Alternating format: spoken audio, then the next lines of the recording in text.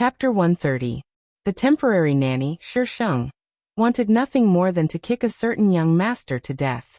He refused to drink water when it was cold, refused to drink when it was hot, refused to walk where there was grass, and refused to walk where there was no grass.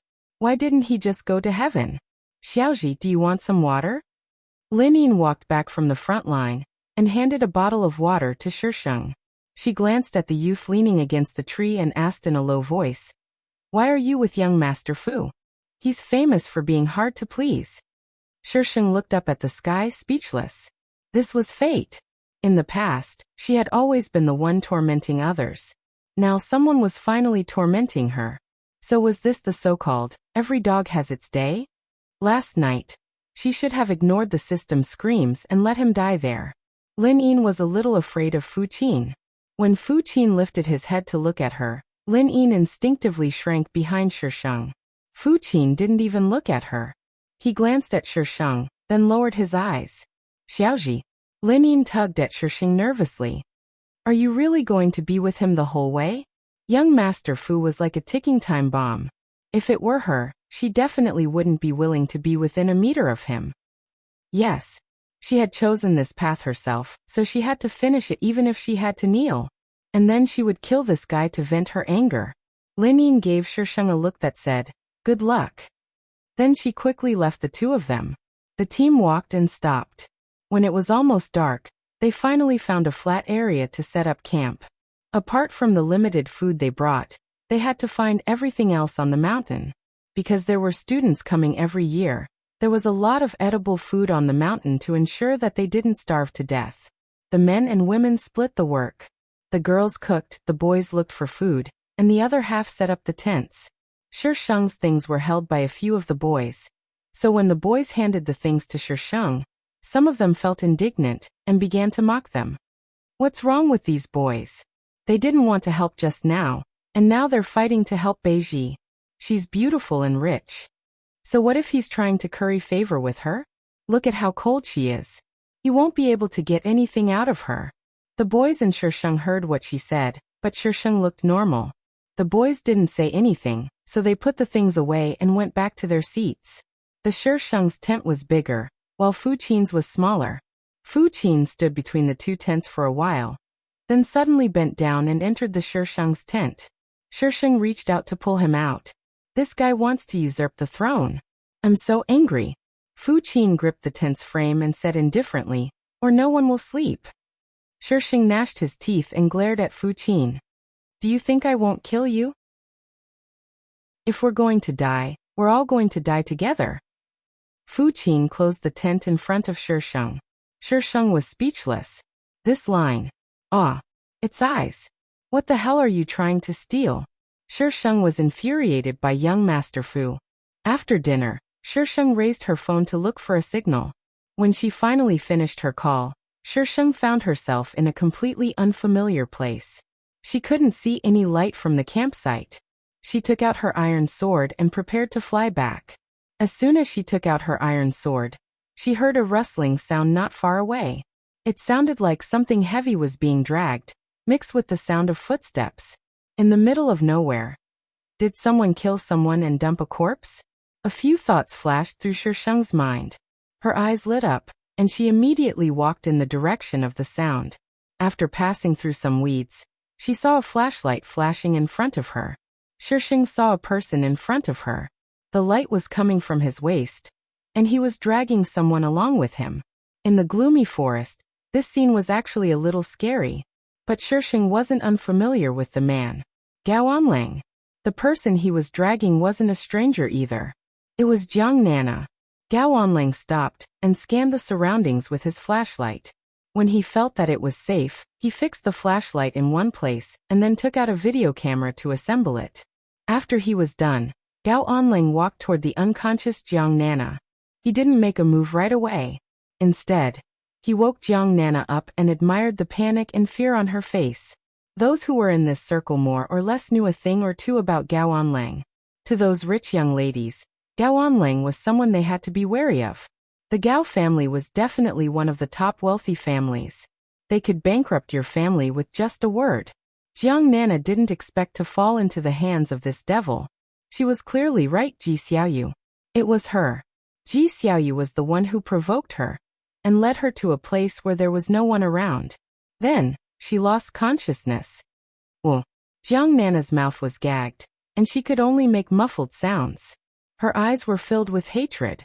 If possible, Gao Onlang wanted Jiang Nana to scream. It would be more exciting. But they weren't far from the campsite, and it wouldn't be good if they were discovered. Don't scream. You'll scream later. Gao Onlang patted Jiang Nana's cheeks, then dragged her in the direction of the camera. His actions were rough as he tore off her clothes. Ha ha ha. You rich young ladies take such good care of your skin. You taste much better than those B** cheese. Ooh. No, Jiang Nana kept shaking her head. Her venomous gaze turned into a terrified pleading. Gao Onlang's mentality was twisted to begin with. The more Jiang Nana acted like this, the more excited he became. He didn't notice that someone had approached him and turned off the camera. The iron sword reflected waves of cold light under the light of the flashlight, flashing through the pitch-black forest.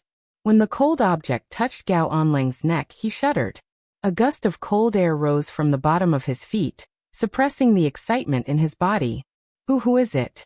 After a long while, there was no movement. There was only the cold and hard object pressing against his neck. Gao Onlang felt uneasy. He couldn't have encountered some evil creature, right? No.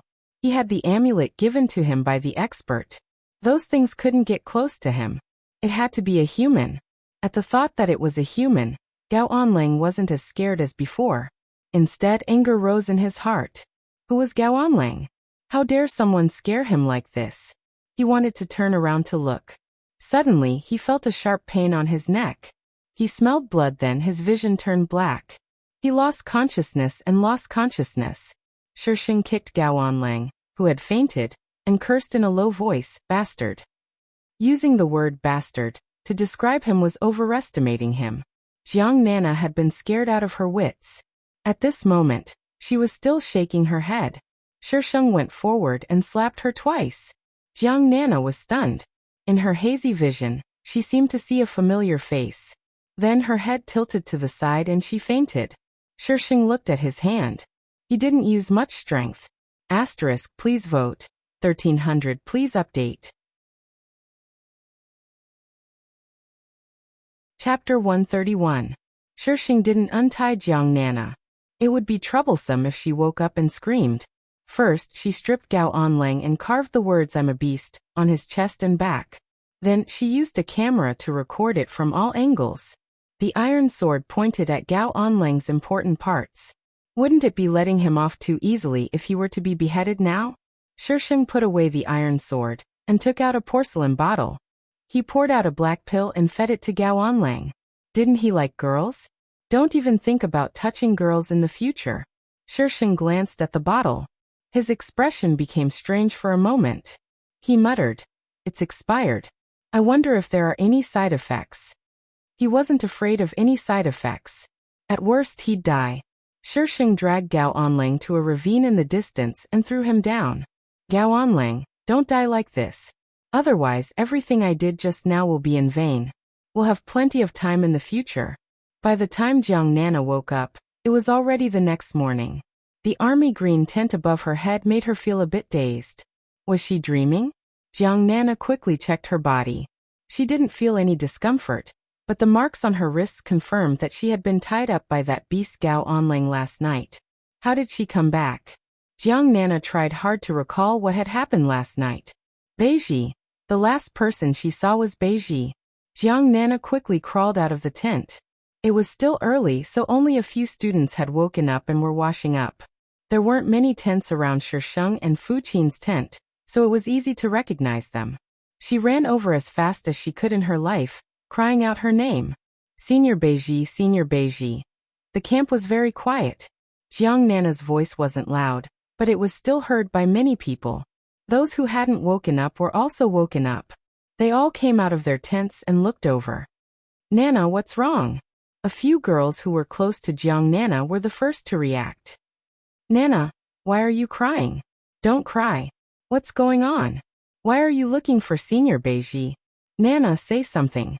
The girls were extremely anxious, but Jiang Nana kept calling out for Beiji. Ji Xiaoyu stood in the distance, feeling a little smug in her heart. He should have succeeded, right? Serves her right for looking down on me. But how was she going to call Beiji? Shisheng sat in her tent as she massaged her temples. I should have left her there yesterday. Just as she was about to go out, the outside suddenly became silent. Shisheng raised his eyebrows slightly, put on a jacket, and went out. Fu Qin was neatly dressed and standing in front of her tent. His expression was unfriendly as he stared at the people surrounding the tent. Jiang Nana's mouth was covered and she was dragged a meter away.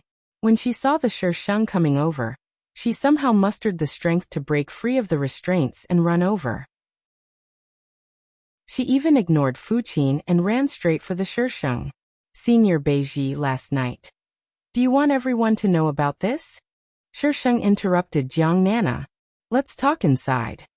Jiang Nana nodded in a daze and entered the Shisheng's tent. Fu Qin furrowed his brows, then turned around and returned to his tent. The surrounding students were curious about what had happened, but they didn't dare to approach. They could only look at the Shisheng's tent from afar. Inside the tent, Shisheng hugged his blanket, his face full of fatigue. Jiang Nana nervously fiddled with the corners of her clothes. Her eyes were slightly red and there were still tears on her face. Senior, last night. Give me your phone. Ha. Jiang Nana stared blankly at Shisheng. Shisheng was a little impatient. Phone. Jiang Nana hurriedly searched her body but didn't find anything. She stammered. It's in the tent. I didn't bring it with me. Seeing that Shisheng's expression was getting worse, she hurriedly said, I'll go get it now. Jiang Nana quickly returned to the tent to get her phone. Shisheng took out his own phone and fiddled with it for a while before returning it to her. Jiang Nana was a little confused. She looked down at her phone and saw that the screen was still showing the video. Obviously, Shisheng had just sent it to her. She instinctively tapped on it. The video was very clear, and the first thing she saw was a naked body. She blushed and averted her gaze. However, when she saw the face of the person she had just captured, she shifted her gaze back. The video wasn't very long, and the words on his body and his face were the clearest things she could see. There was even a close-up at the end. This. Jiang Nana looked at Shisheng helplessly. Was she the one who had recorded this video? If you don't want to die, go back and tell your parents what you've been through and give them this video. They'll know what to do with it, Shisheng reminded her. I didn't see anything last night, and I hope that you didn't see anything either. I'm helping you, but I don't want you to bite me back. Jiang Nana's expression changed. She gripped her phone tightly. Senior, I understand. Do you know how to explain the source of the video? Yes. Jiang Nana nodded.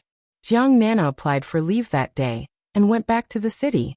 Father and Mother Jiang were urged to return home by her. She was indeed urging them to do so. If Gao Onlang wanted to cause trouble for their family, they would die. Nana, what's wrong? The moment Mother Jiang entered the house, she saw her daughter curled up on the sofa. Her face was pale, and she looked like she was in shock. Mommy. When Jiang Nana heard Mother Jiang's voice, she burst into tears. Mr. and Mrs. Jiang were frantic, but Jiang Nana just kept on crying. After she was done crying, she recounted the whole story. She didn't even dare to hide the details. She only lied when Shisheng was around. Gao Onlang, that bastard. Father Jiang flew into a rage when he heard this. Then he looked at Jiang Nana with concern. Nana, are you all right? Mother Jiang also looked at Jiang Nana with concern. Jiang Nana shook her head and said softly, I'm fine. Baby, don't be afraid. Daddy and Mommy are here. We'll definitely get justice for you. Mother Jiang hugged Jiang Nana, her face dark. Mommy is right. Daddy will definitely get justice for you. Father Jiang agreed and pulled Mother Jiang to the side. Take the child to the hospital for a checkup and do some counseling. I'm worried that the child will be traumatized. Also, be careful when you go out. I know. Mother Jiang nodded. Jiang Nana didn't send the video to them directly. Instead, she sent it via courier. This way, she didn't have to explain the source of the video. Although the source of the video was unknown, Now that something like this had happened to her, they would still use that video. She then revealed Ji Xiaoyu's name. That day couldn't have been so coincidental. She had quarreled with Ji Xiaoyu the night before. And Ji Xiaoyu was also the one who had led her away the next night, saying that she, Ji Xiaoyu, had nothing to do with this matter. Shi Jiangnana had written her name backwards. *1 300 recommendation votes. Chapter 132. Meanwhile, back at MT Shaoyang, the show had just begun. A group of people had encountered a torrential downpour. Originally, they wanted to wait for the rain to stop before leaving, but the rain didn't stop even when night fell. They were now trapped on the mountain. They couldn't make any calls or ask for help. All they could do was wait for the resort to send someone to find them. How unlucky. We should have told the school to move to another location, but they just had to pick this place. Now they're trapped, aren't they? Stop talking. Let's think of a way to leave. How can we leave?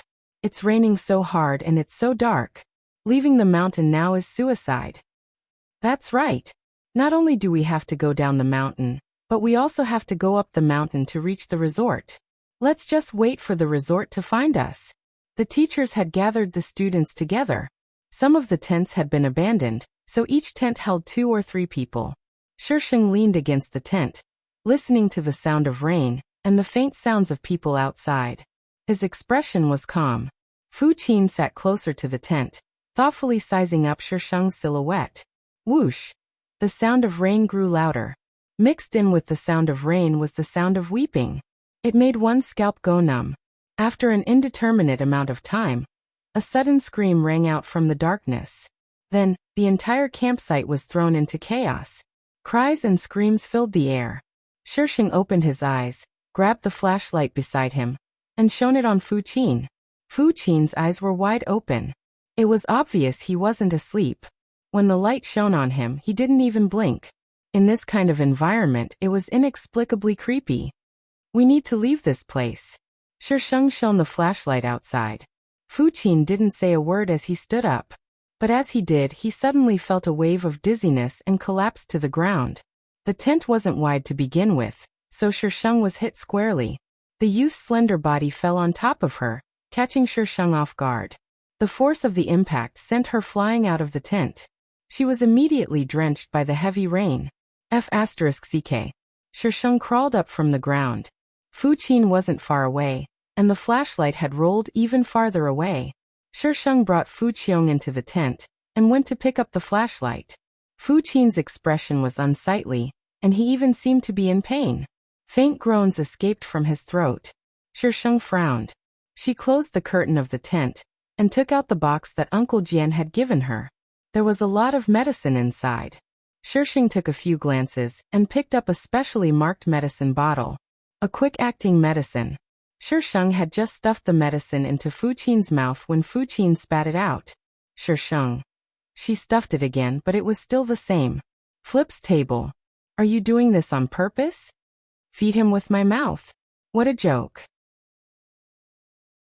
Shisheng roughly pinched Fu Qin's chin, forcing him to open his mouth and forced the medicine down his throat. He then poured some water down his throat, and made sure that Fu Qin had swallowed everything before releasing him. Cough cough.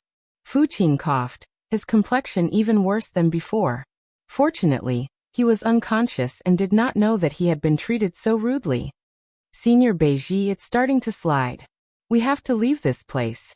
A male student's urgent voice came from outside. Shisheng pulled open the curtain, and the flashlight immediately shone inside. When the junior saw the messy quilt in Fu Qin's sorry state, his expression changed and he hurriedly averted his gaze. Senior Bei, let's meet up over there. I'll go inform the others. The junior ran away, splashing through the rain. Shisheng brought Fu Qin out of the tent, and headed over to the gathering point. When the teacher was doing a head count, he discovered that Ji Xiaoyu and Beizhe had disappeared. They hadn't done a head count before, so they hadn't noticed. Even if they did, they couldn't send people to look for them. The teacher told them to head up the mountain. Shisheng took advantage of the fact that they weren't paying attention and left the group, taking Fu Qin with him into the distant forest. After leaving the group, Shisheng took out his iron sword and flew with Fu Qin towards the mountain resort. They landed in a secluded area. Fu Qin wasn't heavy. Who knew where his weight went when he was so tall? In order to prevent anyone from noticing, Shisheng casually found a room and left Fu Qin there. The next day he brought him to the resort's plaza. There were quite a few people gathered in the plaza. There were rescue teams, parents who had rushed here overnight, and the person in charge of the resort. When they saw Shisheng and Fu Qin appear, they were so excited that it was as if they had seen Mother Nature. "Where's my son? My son is there. How come it's just the two of you? Have you seen my son? Classmate, have you seen my daughter?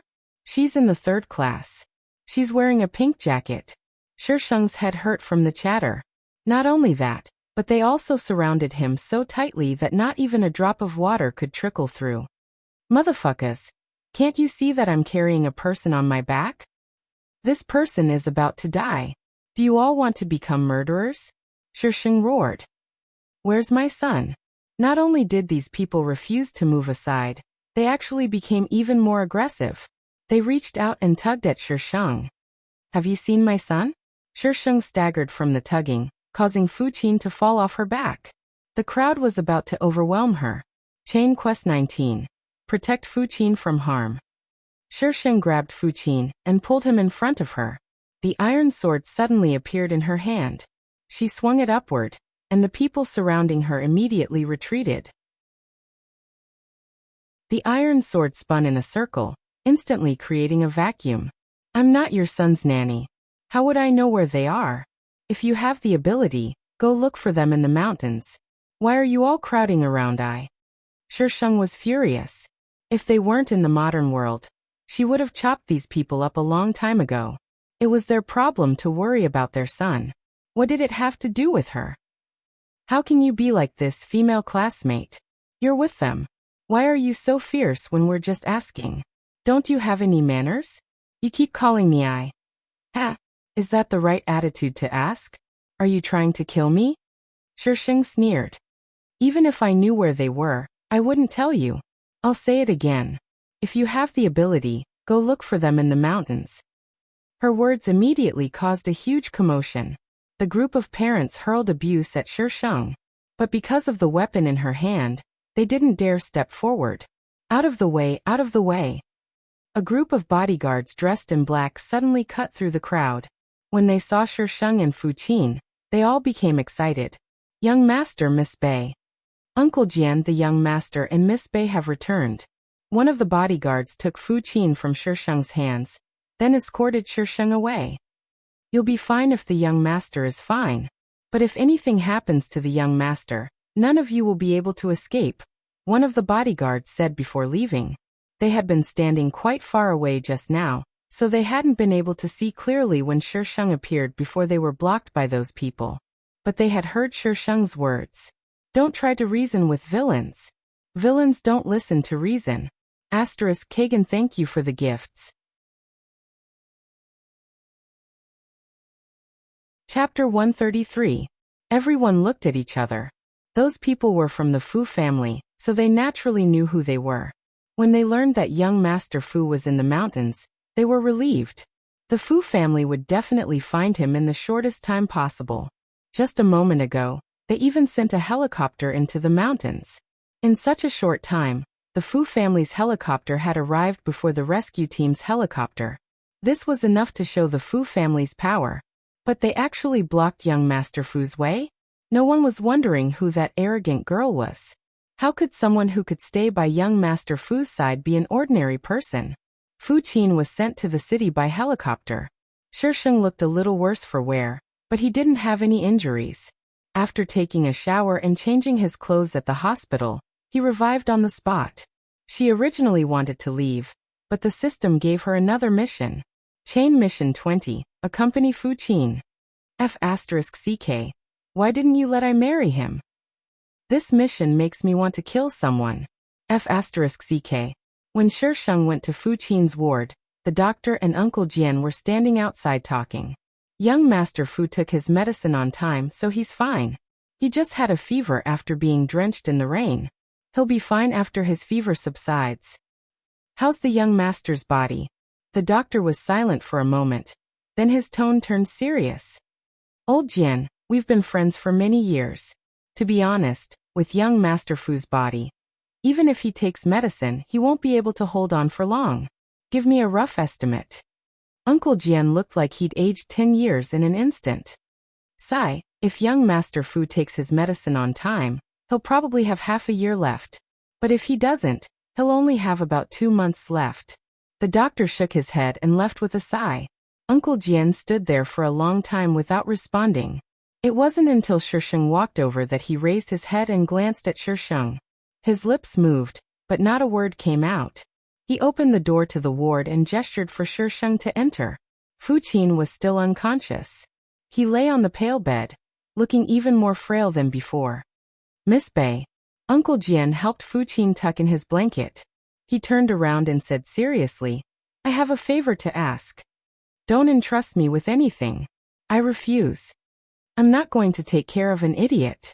Uncle Jian. Why wasn't she following the script? And don't talk about your tragic background. I don't want to hear it, Shisheng added quickly. Uncle Jian. Was she a roundworm in his stomach? He glared at Shisheng and completely dismissed the idea. With this girl's temperament, it would be a miracle if the young master could survive more than a month in her hands. The people trapped at Mount Shaoyang had also been rescued. Bei Zai's waist had been injured, and Ji Xiaoyu had only caught a cold. Everything else was fine. Father Bei and Mother Bei had rushed back from abroad. When they saw their son lying on the hospital bed, they were scared out of their wits. Where's Beiji? The first thing Bei Zai asked after waking up wasn't Ji Xiaoyu, but Shisheng. Ji Xiaoyu's expression changed. She's fine. She's upstairs with Senior Fu Qin. Bei Zai's expression darkened again. Fu Qin. Zai, I heard that Xiaoji brought Senior Fu Qin down the mountain, Ji Xiaoyu whispered. Are Xiaoji and Senior Fu Qin dating? Get out of here. Bei Zai suddenly lost his temper. Father Bei and Mother Bei, who had just entered the room, froze at the door. What's going on? Mother Bei broke the ice with a smile. Did the two of you quarrel? Xiaoyu is a girl. Son, you have to give in to Xiaoyu. Get out. Bei Zai grabbed a nearby pillow and threw it at the door. All of you get out. Ji Xiaoyu's eyes reddened, and she ran out crying. Father Bei and Mother Bei looked at each other. Seeing their son like this, they could only retreat. Ji Xiaoyu calmed down downstairs, then went back upstairs. Outside the room, she heard Father Bei and Mother Bei's conversation. Beiji can't stay at home any longer. I didn't agree to let her stay back then. Wasn't it you who insisted on keeping her? Mother Bei sobbed softly, full of resentment. Father Bei patted Mother Bei's back. Didn't I do it for our son's sake? She's an orphan. We raised her for so many years. It's fine if she doesn't know how to be grateful, but she even seduced our son. What kind of sin have I committed? Hurry up and get rid of her. If this continues, Zai will be ruined by her sooner or later. Okay. I'll think of a way. Don't cry. Around the corner, Ji Xiaoyu clutched at her clothes, her eyes filled with disbelief. Beiji wasn't Bei Zai's little sister. Bei Zai liked Beiji. No wonder Bei Zai kept looking at Beiji. No wonder his expression was so ugly when he saw Beiji and Fu Qin together. Thinking back carefully, whenever Beiji was around, Bei Zai would always have a pensive look on his face. Otherwise he'd be furious. So it was all because the person he liked was Beiji. Beiji.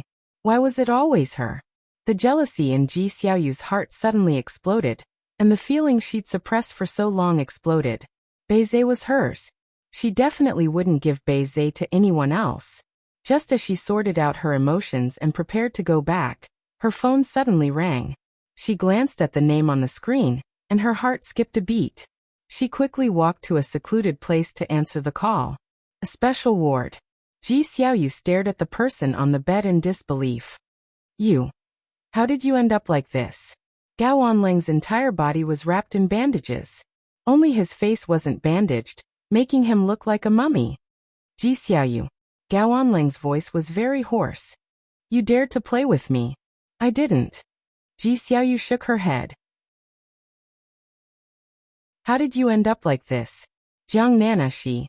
You still dare to mention her. Gao Onlang's voice rose a few octaves. Didn't she?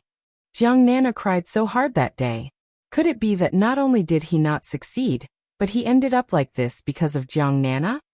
Ji Xiaoyu, I've treated you well, haven't I? You actually dared to play with me like this. You've got guts. I didn't. Big brother Onlang, what are you talking about? I don't understand. Ji Xiaoyu looked at Gao Onlang in confusion. She didn't have a deep relationship with Gao Onlang. She'd only met him once a few years ago, and then she'd run into him at a holiday villa. She'd accidentally heard him discussing Jiang Nana with his colleagues. Adding to the fact that Jiang Nana had humiliated her that night, she'd gathered her courage and gone to find him. You don't understand?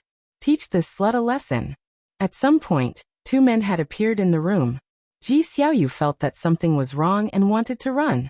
However, before she could reach the door, one of them grabbed her hair and pulled her back. Ah! Ji Xiaoyu cried out in pain. She covered her hair with her hands and was easily pulled to the opposite side of Gao Onlang's bed. Ji Xiaoyu was thrown to the ground heavily. Then someone set up a camera and locked the door of the room. Ji Xiaoyu's eyes were filled with fear. Big brother Onlang, you must have misunderstood something. I can explain. Really, I can explain. Big brother Onlang, don't come over. What do you want? Ah. Asterisk, I'm going back to my hometown today. Chapter 134. Why are you all standing outside? Uncle Jian looked at the group of bodyguards standing outside the ward with a strange expression. If something happens to the young master, who will take responsibility? Miss Bei is inside, the bodyguard said weakly. Her? If she's here, then all the more reason for you to stay inside. Uncle Jian said as he pushed the door open. The young master didn't say anything when he didn't like it, but the girl was about to hit him. The bodyguard quickly stopped Uncle Jian and let him look inside through the glass. In the room, on the bed, the girl leaned against the headboard with a peaceful expression. The young man's hand was on her waist and his head was on her chest. The scene was exceptionally beautiful. What's going on? Uncle Jian was shocked. Just now the young master took his medicine. Miss Bei didn't leave, so the young master held her back. The bodyguard explained what had happened. Uncle Jian's expression changed a few times quickly. In the end he sighed. Uncle Jian, do you think Miss Bei will be able to cure the young master? One of the bodyguards asked carefully. Uncle Jian shook his head with a worried expression. The doctor said that young master's body can only last for half a year even with medicine. Even if she can make young master take the medicine, it won't be able to bring him back to life. The young master didn't go overseas. This sigh. I feel that Miss Bei isn't an ordinary person. The other bodyguards rolled their eyes at that bodyguard. You don't have to say that. Miss Bei is the daughter of the Bei family. How can she be an ordinary person? That's not what I meant. The bodyguard scratched his head. Just now, I heard Miss Bei talking on the phone. She seemed to be involved in stocks and investments. Nowadays, rich people don't let them test the waters first. That's normal. The bodyguards began to discuss among themselves one by one. But Miss Bei doesn't get much attention in the Bei family. Even if she has some pocket money, it's fine for stocks but investments. Go and check the assets under her name, Uncle Jian said. Uncle Jian, we've already checked before. Miss Bei doesn't have many assets under her name. Miss Bei isn't 18 yet, right? If she's really doing this, she must be putting it on someone else's head. That makes sense. I'll check on the people who are close to her. Don't go overboard. That little girl is not to be trifled with. We know. We're just curious. The bodyguards nodded. Uncle Jian was reminding them not to let Shisheng know that they were investigating her. When Fu Qin woke up, he found himself hugging a person. He raised his head slightly, and the first thing he saw was the young woman's delicate and smooth chin. She seemed to have fallen asleep. Her breathing was so shallow that it was almost inaudible. But as he leaned against her chest, he could hear her steady heartbeat. It was so lively. Along with the sound of his heartbeat, the surrounding light seemed to have become brighter, and it was no longer the lifeless gray he had seen before. He had never felt so alive in his life as he did at this moment. He lowered his eyelashes and maintained his posture without moving. Listening to the girl's gentle heartbeat, the hand on her waist tightened a little. As soon as Fu Qin moved, Shisheng woke up. She opened her eyes and stared blankly into space. After a few seconds, she lowered her head to look at Fu Qin. His fine hair covered his face. Shisheng brushed his hair to the side and gestured to his neck with her fingers. Finally, she lowered her hand and adjusted the blanket to a more comfortable position. She yawned and twisted her body to take a look at the phone beside her. There were a few missed calls. Most of them were from Father Bei. The others were from Lin Yin and her company. Shisheng called her company first. They didn't have anything to do, so she just wanted to give her a report. Lin Yin, on the other hand, was worried about her. The two exchanged a few words before hanging up. As for Father Bei, Shisheng had no intention of replying. One who was unaccountably solicitous was hiding evil intentions. After that, Fu Qin took his medicine. He was very cooperative, but every time he finished taking his medicine, he wouldn't let go of Shisheng. A week later, Fu Qin was discharged from the hospital. Shisheng was finally free. Uncle Jian also received the results of the bodyguard's investigation. They didn't find anything useful. Let's not talk about this anymore. Young master. Being able to help young master live for a few more days is already a meritorious service. Be more polite to her in the future. Even if she had ulterior motives, there was no way she'd succeed if she wanted to work on the young master. The bodyguards nodded in understanding. As a result, Shisheng discovered that the previously polite bodyguards were not only more polite to her, they were also much more enthusiastic. I'm leaving. Shisheng stood outside the car and said to Fu Qin. Out of the corner of his eye, he glanced at the bodyguards who were smiling at her. He felt goosebumps all over his body. There's a ghost. Hurry up and leave. Tomorrow I want to eat shortbread, Fu Qin suddenly said. Eat you, Shisheng swallowed the rest of his words. Fu Qin furrowed his brows and said with a serious expression, I don't taste good. Shisheng. Who the hell wants to eat you? Shisheng glared at Fu Qin, then waved his hand to hail a taxi and left. Beizei's injuries weren't too serious, so he could already walk. When Shisheng returned, Ji Xiaoyu was helping Beizei walk around the garden. Xiaoji, you're back. Shisheng wanted to go around them, but who knew that Ji Xiaoyu would suddenly shout, causing Beizei, who hadn't been paying attention, to look over. Female lead Sama, you did that on purpose, didn't you? Beizei shook off Ji Xiaoyu and limped over to Shisheng. He grabbed her arm and asked in a questioning tone, Are you really together with him? Beizei's grip was a bit strong. It wasn't painful, but it was very uncomfortable. Shisheng struggled out of his grasp and took a step back. What does who I'm with have to do with you? Beizei paused, his expression turning gloomy for a moment. I'm your older brother. How could it have nothing to do with me? Fu Qin isn't someone you can provoke. Don't associate with him. Shisheng looked behind him and saw Ji Xiaoyu glaring at him with a face full of resentment. She didn't even try to hide it when Shisheng walked past her. While the female lead has turned dark. Very good. Big brother, you're meddling too much. Shisheng's lips twitched into a smile. Humans were just that complicated. If she had followed the original owner's path, Beizei would still hate her. Zai, your injuries haven't healed yet. Let's go in and talk. Ji Xiaoyu restrained her expression and walked to Beizei's side. She reached out to help him up, but Beizei avoided her. His gaze was fixed on Shisheng. Beiji. Shisheng ignored Ji Xiaoyu's provocation and walked around Beizei to enter the villa. Beiji. Beizei's voice rang out. It seemed to contain a myriad of emotions. Shisheng didn't slow down in the slightest as he left. Beiji, you still know to come back. The moment he entered, he was met with an explosive shout. Father Bei stood on the stairs to the second floor, coldly looking at him. If it was a disaster, it couldn't be avoided. Come with me to the study. When Father Bei saw that Shisheng didn't say anything, an indescribable anger rose in his chest. He had originally been hesitant, but now he had made up his mind. Don't miss me. There might not be any updates today. But there's still a request for tickets, For those cherub who still haven't found the organization, look here. Group 437322871.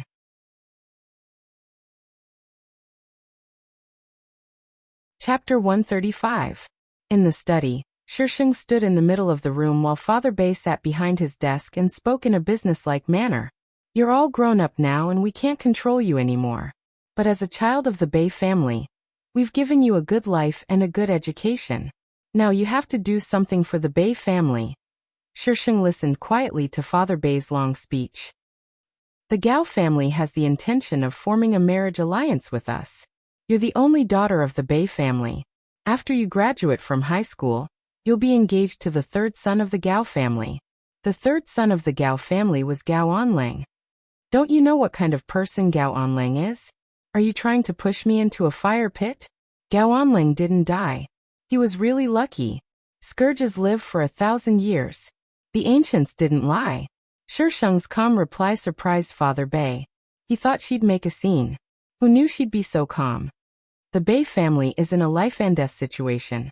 As a child, you have to share some of the responsibility with your parents. Beiji, although Onlang likes to play, he's still young. He'll get better in the future. Likes to play? Does that mean he likes to play? He's playing with his life. What if I refuse? Beiji, what right do you have to refuse? Father Bei was furious. The Bei family has given you food and clothes. We've given you a life that no one else has. What right do you have to refuse? Because I'm not your daughter. Shisheng looked at Father Bei with a half-smile. Father Bei's expression changed. You, what nonsense are you spouting? Beiji, I think you're getting more and more out of hand.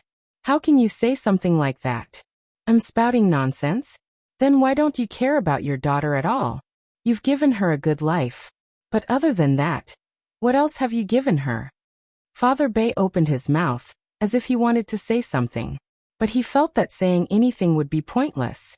All these years, they'd only given her material things. But she wasn't their child. Wasn't it enough that they'd given her material things? You have nothing to say now? Even if you're not our biological daughter, we've raised you for so many years. Don't tell me you shouldn't repay us? Father Bei said. Repay a favor? Shisheng blinked and said slowly, 17 years. You gave me 10,000 yuan a year as pocket money, which is 2.04 million yuan. I've also counted the other things. It's 3 million yuan in total. Plus the cost of raising me, it's 10 million yuan. Is that enough? Father Bei frowned as he looked at Shisheng. He didn't understand what she meant. Shisheng took out a check from his bag and scribbled on it. Then he slapped the check in front of Father Bei. Here's 10 million. From now on, we have nothing to do with each other. Where did you get so much money? Father Bei's first reaction was that Shisheng couldn't possibly have so much money. Her previous calculations were all correct, and there were a lot of them. The total amount of money added up to less than 10 million yuan. This is not something that Mr. Bei should be concerned about. Shisheng retracted his hand and said casually, Back then, you adopted me because of your son. Now that your son is alive and well, I can be considered to have retired. Mr. Bei, if you don't want us to fall out with each other, you can give me the household register. Father Bei's heart was in turmoil. How did she know all these things? She even knew the reason why they adopted her. For the first time, Father Bei sized up his adopted daughter, whom he didn't pay much attention to. She stood there. She didn't have a strong aura, but there was a sharp edge to her that couldn't be ignored. The corners of her mouth curled up in a sarcastic smile. Her eyes were clear and bright, but they were so calm that there wasn't a single ripple in them. It sent chills down one's spine. Father Bei took a deep breath. No matter what, you're still the daughter of the Bei family. How can we sever ties with you just like that? Then what do you want, Mr. Bei? You'll have a marriage alliance with the Gao family. After that, you'll have nothing to do with the Bei family. Shisheng. Was this man crazy? Shisheng looked at Father Bei as if he was crazy. Mr. Bei, do you think that everyone in the world is stupid and that you're the only one who's smart? Why would I jump into a fire pit when I know it's not? If you want to leave the Bei family, that's the only way. Father Bei also became tough. Since she already knew about it, He wasn't afraid of falling out with her. If she could help the Bei family gain something in the end, then they wouldn't have raised her for nothing. Shi Sheng sneered and took the check from the table. Since we can't come to an agreement, then I'll use my own method. Beiji, don't be too arrogant. Even if you're related to the Fu family, will they offend the Gao family for you? If you leave the Bei family, you're nothing. I have nothing to do with the Fu family. Don't try to pull strings for me. Yes, I'm arrogant. If you don't like it, then kill me. Shi Sheng waved the check in his hand.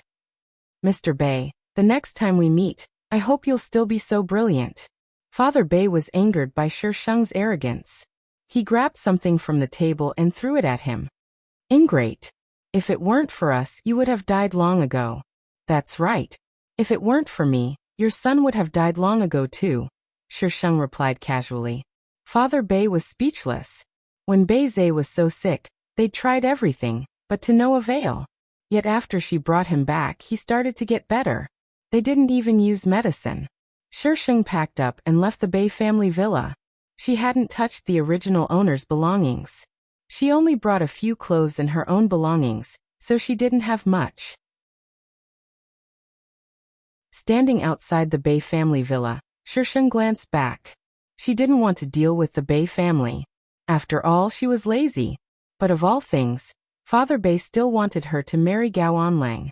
After leaving the villa district, Shi Sheng went to a small district near the school. She'd bought a house here a long time ago. She'd planned to leave the Bei family from the start, but hadn't found the right opportunity. The house was already renovated, so she could move in with her bag. The next day, Shi Sheng went to buy some glutinous rice cakes for Fu Qin, then leisurely took a taxi to school. Because of the incident at Mount Shaoyang, the school had been closed for a week. Xiaoji over here. Lin Yin stood outside the school gates, waving at Shi Sheng. Shi Sheng walked over and lifted Lin Yin's chin. He smiled wickedly. Beauty, you're even prettier today. Just looking at you makes my heart flutter. Her movements were smooth and fluid. Her posture was elegant, and she exuded a natural air of nobility. It was especially pleasing to the eye. Lin Yin's face turned red. Xiaoji, can you stop teasing me? Every time Shi Sheng teased her, she felt that he was especially handsome. He was so handsome that she wanted to bear his children. Looking at the girls around her, she knew she wasn't the only one who felt this way. Handsome Shi Sheng smiled. Who told you to be so beautiful? I can't control the primal energy in my body. Lin Yin was stunned. Asterisk recommendation votes 1,700 plus 1.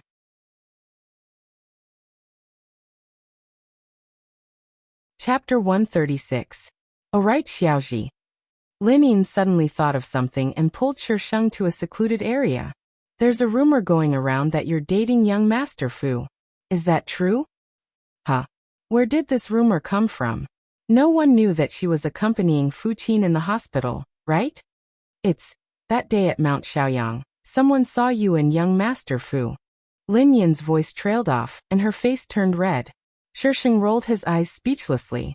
That scene wasn't what they were imagining at all. Young Master Fu's temper isn't good. Being with him will definitely be difficult. Xiaoji, you have to consider this carefully. Shi Sheng. Who the hell wants to be with him? Shi Sheng only found out after entering the school that the rumor had already spread throughout the school. The most ridiculous part was that she'd forced herself on Fu Qin. She'd forced herself on Fu Qin. How could these people think of that? With such a wild imagination, why didn't she become a screenwriter? Now wherever Shi Sheng went, there would be people making comments about her. Where are you? Shi Sheng called the male lead of the incident. The male lead didn't answer and directly hung up. F***ck. He's going to ascend to heaven. Just as Shi Sheng was about to give him a series of death calls, a text came in. He opened it and saw that it was a F***king multimedia message. It was a picture of a blue sky without a single building in sight. Guessing the location from the picture? Fu Qin, you really know how to play. When Shi Sheng found Fu Qin, he looked a little surprised. How did you know? His picture didn't have any landmarks, so he didn't expect her to actually find him. Shi Sheng placed the box of shortbread next to him and put on a dignified image. I hacked into the National Defense Agency's satellite surveillance system. Fuqin. You're lying too much. Hacking into the National Defense Agency because of me isn't funny at all. Of course, Shisheng didn't hack into the National Defense Agency. She only called the bodyguard to ask. Fuqin understood and opened the box. He sniffed it, then said in a slightly disgusted tone, I don't like this smell, I want. Swish. Fuqin's words were stuck in his throat as the iron sword was pointed at him. He glanced at the Shisheng and paused for 3 seconds. Then he picked up the pastry and ate it silently. Shisheng sheathed his sword. If he didn't fight, he would have to go all out. After finishing the pastries, Shisheng handed the medicine to Fuqin. Fuqin didn't take it. He just stared at Shisheng. Shisheng gnashed his teeth and glared at him. Then he sat down beside Fuqin and personally fed him the medicine. When she opened the Shisheng bottle, Fuqin hugged her and buried his head in the crook of her neck. As a result, photos of the two of them hugging each other began to circulate. Under the blue sky, the young man hugged the young girl tightly. The wind lifted the hem of their clothes, and the leaves spiraled down from the sky. The scene was beautiful and gorgeous. Shisheng looked at the master-level artistic photo, and the veins in his hand bulged as he gripped his phone tightly. This school was really a place where experts didn't show off their abilities. Senior Beiji and young Master Fu are such a good match. They're the perfect match for the male and female leads of a novel. This scene is too beautiful. Senior Beiji is so cool. I saw her with Senior Lin Yin before. She took good care of Senior Lin Yin. I saw it too. Senior Lin Yin and Senior Beiji are a pair. Why is young Master Fu sticking his foot in? Ji Xiaoyu listened to the discussions of the students behind her. Her lowered face was filled with jealousy. Beiji was an orphan who didn't even know who her parents were. I heard that young Master Bei hasn't recovered yet. It's all Ji Xiaoyu's fault. If not for her, young Master Bei wouldn't have gotten injured. I don't know what methods she used to make young Master Bei cherish her so much. Look at her clothes. They're neither fish nor fowl. Even if she's rich, they're just knockoffs. How can she be like Senior Lin Yin and Senior Beiji? Even if they're wearing school uniforms, their auras are still extraordinary. Ha ha ha, an ugly duckling will always be an ugly duckling. Do you really think you can become a swan? Why don't you take a look at yourself in the mirror? A mocking voice came from behind. The jealousy in Ji Xiaoyu's eyes had turned into hatred. Beiji, you forced me to do this. A new post suddenly appeared on the school's forum. The title of the post was, Exposing Beiji's Unknown Secrets. The post said that Shisheng wasn't the daughter of the Bei family. She was an orphan adopted by the Bei family. It also said that Shisheng had shamelessly seduced Bei Zhe. When Father Bei and Mother Bei found out, they chased her out of the house. The last picture was of her packing her things and leaving the villa. The post went viral as soon as it appeared. There were countless comments below. Anonymous. Beiji isn't the daughter of the Bei family? Is this world a fantasy? I don't believe it. Anonymous. Opie must be jealous. You can't bear to see the Bei family living well, so you wrote this kind of post to slander her. If you have the ability, then show me the real thing. Anonymous. I agree with the above poster. There's no evidence to say that Senior Beiji isn't the daughter of the Bei family. She even said that Senior Beiji seduced young Master Bei. She's simply spouting nonsense. Right now, Senior Beiji and young Master Fu are a pair, okay? Anonymous. I support Beijing. Anonymous. +1 to the above poster. Beiji proves the Tao. Picture. Meiji is so handsome. Anonymous. Fuck, the above poster is the person who took the picture, right? Do you have any more pictures? Give me a dozen. Anonymous. I've already uploaded the document. Anonymous. So many pictures. Oh my god. Senior Beiji's gaze when she looks at young Master Fu is so gentle. My maiden heart is about to explode. I'm starry-eyed. When Shisheng saw the post, the comments had already gone off the rails. When did I look at Fuqin with such gentle eyes? What are you little vixens spreading? Fuck, where did these pictures come from? Shisheng flipped through the pictures one by one. They were all pictures of her and Fuqin together. The person who took the pictures clearly knew how to choose the right angles. The pictures looked very harmonious. What was originally a post to slander Shisheng turned into a war of pictures in the end. Many people began to upload pictures that they usually took.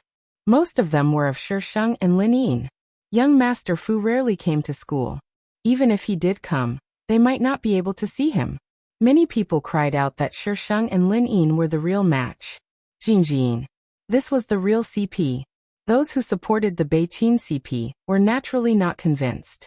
Thus, they began to upload pictures. In the end, the Beijing CP won because of the photographer's superb photography skills. Ji Xiaoyu didn't expect the result to be like this. If this happened to her, what would these people do? They would all attack her. Was this the difference in status? Ji Xiaoyu was even more determined to drag down Shisheng. He was an orphan. How could he live better than her? Ji Xiaoyu took out her phone and scrolled through a number. After hesitating for a moment, she dialed it. I'm Ji Xiaoyu. I want to see Gao Anlang. Ji Xiaoyu didn't know what the other party said, but her expression turned ugly. However, she still agreed. Okay, I'll be there. After hanging up, Ji Xiaoyu's eyes shone with incomparable hatred. Asterisk, I said I wouldn't update. In the end, didn't I update you bunch of annoying vixens? Let's continue voting. There's a surprise. Thank you for your donations, ah.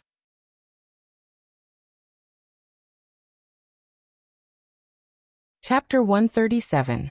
Shisheng had been very busy recently. He was busy creating trouble for the Bei family.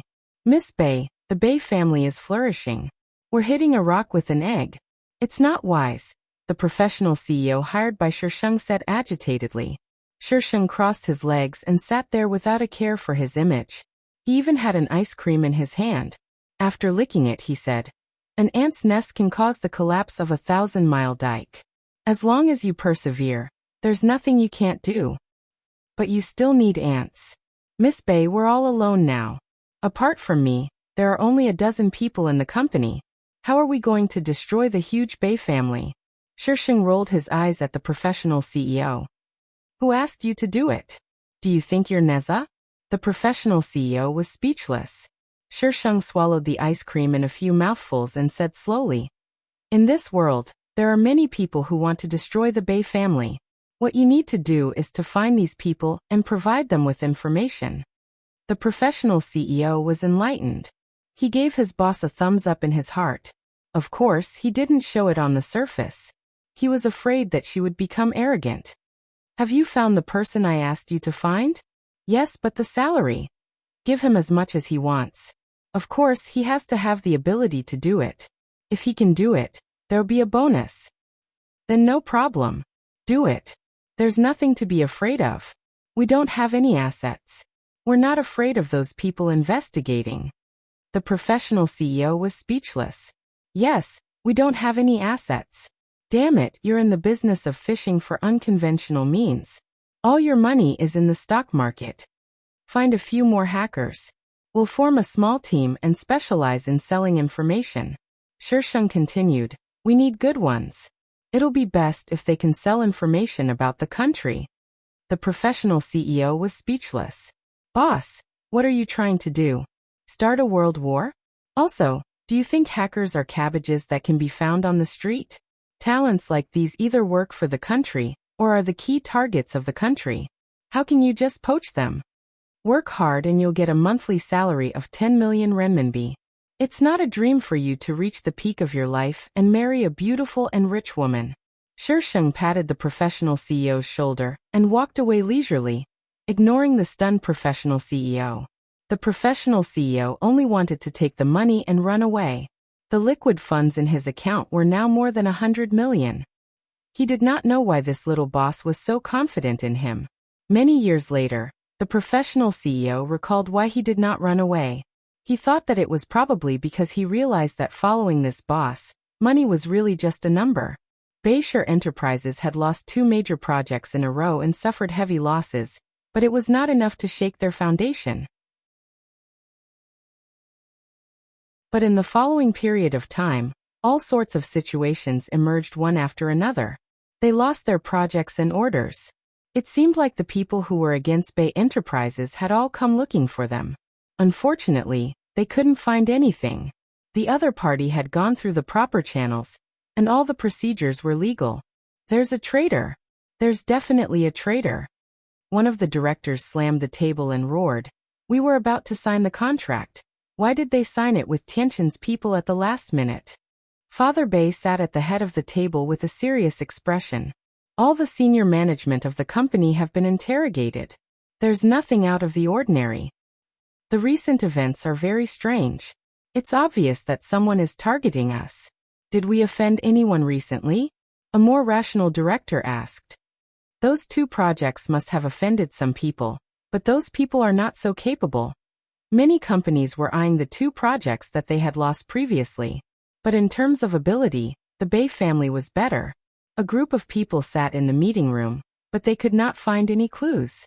At first, Father Bei did not think that it was Shisheng. In his eyes, Shisheng was just trying to get close to the Fu family. But thinking about it this way, it seemed to make sense. The Fu family. That was a family that was on par with the Gao family.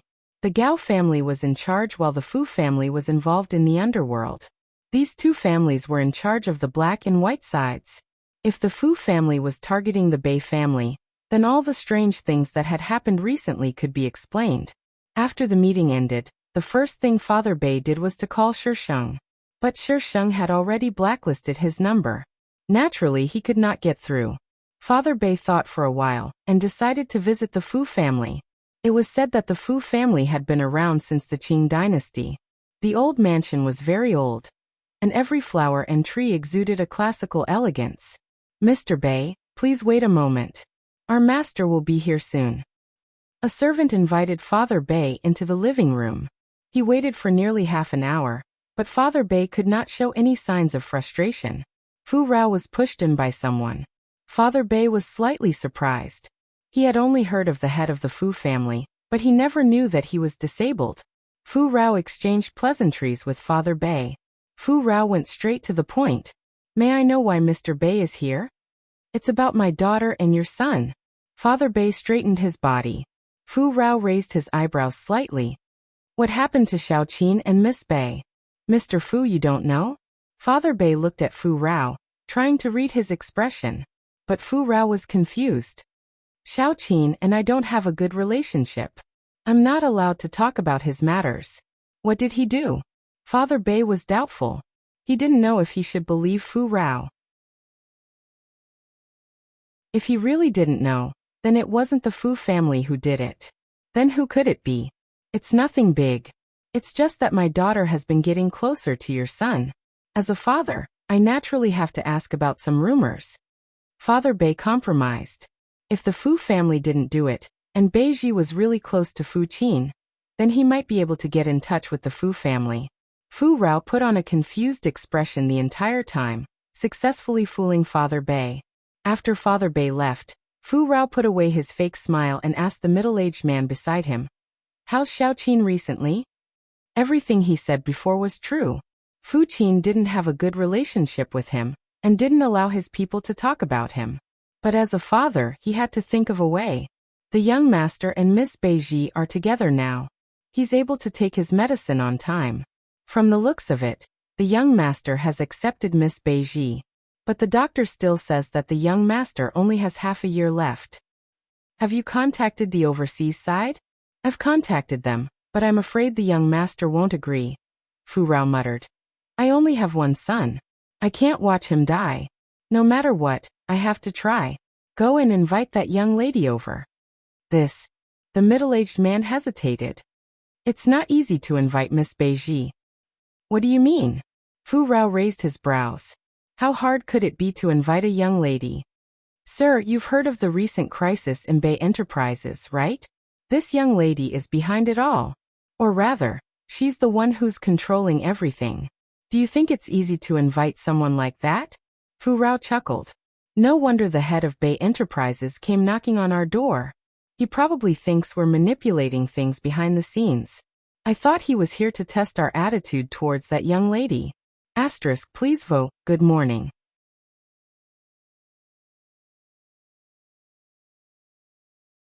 Chapter 138. Just as that person expected, Shisheng wasn't easy to invite. They first sent a formal invitation, but Shisheng didn't even bat an eyelid. Then, they sent a few more informal invitations, but they were all rejected. Moreover, the reasons given were all very strange. Something like, my period came today, so I'm in a bad mood and I don't want to go. Fu Qin wants to eat crabapple pastries, so I'm taking a rocket to buy some for your young master, so I'm not free. There's someone looking for trouble today, so I'm not happy, so I'm not going. Be reasonable. What does it have to do with us if someone is looking for trouble with you? After Shisheng's 7th rejection, Fu Rao finally lost his temper. He ordered his men to drive to the school, and as soon as Shisheng stepped out of the school gates, he was tied up and thrown into the car. Shisheng and Fu Rao stared at each other. This guy is Fu Qin's father? They don't look alike at all. How did such a big and burly man give birth to such a beautiful son? Did he have a genetic mutation? Fu Rao was also a little surprised. Even some people in high positions couldn't raise their heads when they saw him, but this little girl was actually looking at him without the slightest scruple. Interesting. Shisheng leaned back and asked in a relaxed manner, why did you kidnap me? Little girl, you can't say that. I've invited you so many times, but you never gave me any face. Look, I've come to see you personally. Fu Rao looked big and burly, but his tone was very gentle. It was a strange contrast. Cute? Stop joking. It was so awkward. It was like seeing a modern person in a period drama. Can you speak normally? Don't tell me you're always like this. If that's the case, it's a miracle no one tried to usurp you. Fu Rao. I'm just afraid of scaring you. Don't all little girls like gentle uncles these days? Clearly, Shisheng wasn't an ordinary little girl. Cough cough. Fu Rao returned to his usual manner of speaking. Little girl, your name is Beiji? You already know the answer. Even if you don't have my information, you have at least 7 or 8 versions. Cut the crap. If you have something to say, say it. If you want to silence me, then hurry up and do it. I'm very busy. Shisheng was getting impatient. He hated it when people who already knew the answer were asking questions. Even the 18 generations of his ancestors had been thoroughly investigated, so what was the point of asking? Like the little white flower female lead, she had to ask, how did you know? With a look of surprise and fear, are you stupid? Do you think you're filming a TV show? To be honest, Fu Rao had probably only been treated this way when he was young. Ever since he became the head of the family, who dared to speak to him with such an attitude and tone? This little girl was really arrogant to the extreme. Aren't you afraid? Can fear feed you? Or can it stop you from talking nonsense? Shisheng asked calmly. Fu Rao. There was simply no way to talk to this little girl. Not only was she sarcastic with her words, but she also seemed to look down on you. She could make you angry at any moment, and make you want to slap her to death. How did this little girl live to this age? Your son needs to take his medicine in half an hour. Are you sure you don't want to tell me? Shisheng glanced at his phone. Fu Rao's mouth twitched. I would like to ask Miss Bei for a favor. Help. Dead or alive. The remuneration starts from 9 digits. If it's too little, don't talk about it. If it's too troublesome, don't talk about it. Fu Rao. He couldn't keep up with this young lady's train of thought. What did she mean by dead and alive? She was asking for a 9-digit number with a base of 100 million. Although his son was worth a lot of money, she shouldn't ask for such a sky-high price. Fu Rao deliberated for a moment before saying word by word. I want you to accompany Xiao Qin overseas for treatment. Money is not an issue. He can still be saved? Isn't it a terminal illness? F***CK. What's with your shocked and regretful expression? Of course his son could be saved. But his son refused treatment. I'm not free. There were still a bunch of little b** cheese waiting for him to deal with. How could he give them up for a little b** tch like Fu Qin? It wasn't worth it. He wouldn't do a losing deal. Money is not an issue. Fu Rao thought Shisheng was concerned about money. It's not an issue of money, Shisheng replied seriously. Then what's the issue? When it came to his son's matters, nothing else mattered. It's a matter of personality. Fu Rao. Someone drag this little girl out and throw her into the sea. I don't want to talk anymore. In the beginning, you were talking about money. How did it escalate to such a high-class issue in the next second? Chain Mission 42. Accompany Fu Qin overseas. Shisheng. System, you're really giving out missions as you please. Actually, it's not impossible. Shisheng cleared his throat. We'll talk about it if it's 10 figures. Fu Rao. What happened to character? 1 billion wasn't a large sum to the Fu family. For the sake of their lifeblood, Fu Rao had no choice but to pay. But there was an additional condition. They had to convince Fu Qin to undergo the surgery. The patient had to be willing to undergo the surgery. If the patient wasn't willing, the patient would be in a bad mood after the surgery, and might even die faster. That was why they didn't dare to force Fu Qin to undergo the surgery. After the surgery, Fu Qin couldn't take it anymore and hung up. He might as well do as he was now. Going overseas wasn't something that could be done as and when she said so. She hadn't even taken care of things here, and Fu Qin wasn't that easy to convince. But Shisheng was still busy. She couldn't touch the Bei and Gao families right now, but she couldn't just do nothing. She had to make some arrangements. Beiji, I have something to say to you. Recently, if you wanted to catch Shisheng, you had to wait for him before class ended. Ji Xiaoyu didn't know this before, so she always missed him. But this time she finally caught him. I'm not free. Shisheng didn't even look at her as he walked around her. Beiji, it's about Beizhe. Ji Xiaoyu pulled on Shisheng. I said I'm not free, okay? Beizhe has nothing to do with me. Let go. Or don't blame me for being rude. Shisheng's gaze was cold, causing Ji Xiaoyu's heart to pound. Ji Xiaoyu didn't know why, but she let go. Only after Shisheng left did Ji Xiaoyu react. She hurriedly chased after him. Beizhe was locked up because of you.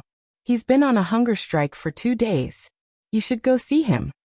Mr. Bei and Mrs. Bei won't let him die. It's useless even if I go. Ji Xiaoyu, if you keep blocking my way, I'll push you down the stairs. They were currently standing on the stairs, with Ji Xiaoyu blocking her way. The students who heard Shisheng's words snickered. Ji Xiaoyu, Beiji has things to do. Why are you blocking her way? Hurry up and get out of her way. Don't waste her time. Does she think everyone is as carefree as she is? The things we need to learn aren't things a nouveau riche like her can understand. She's angry. Her temper has grown quite a bit now that she's rich. Beiji, you should leave first. We'll block her for you. Someone stepped forward to separate Shisheng and Ji Xiaoyu. Thanks. Shisheng smiled at them, then retreated a few steps and walked around them. The temperature dropped. It felt like it was coming back to life.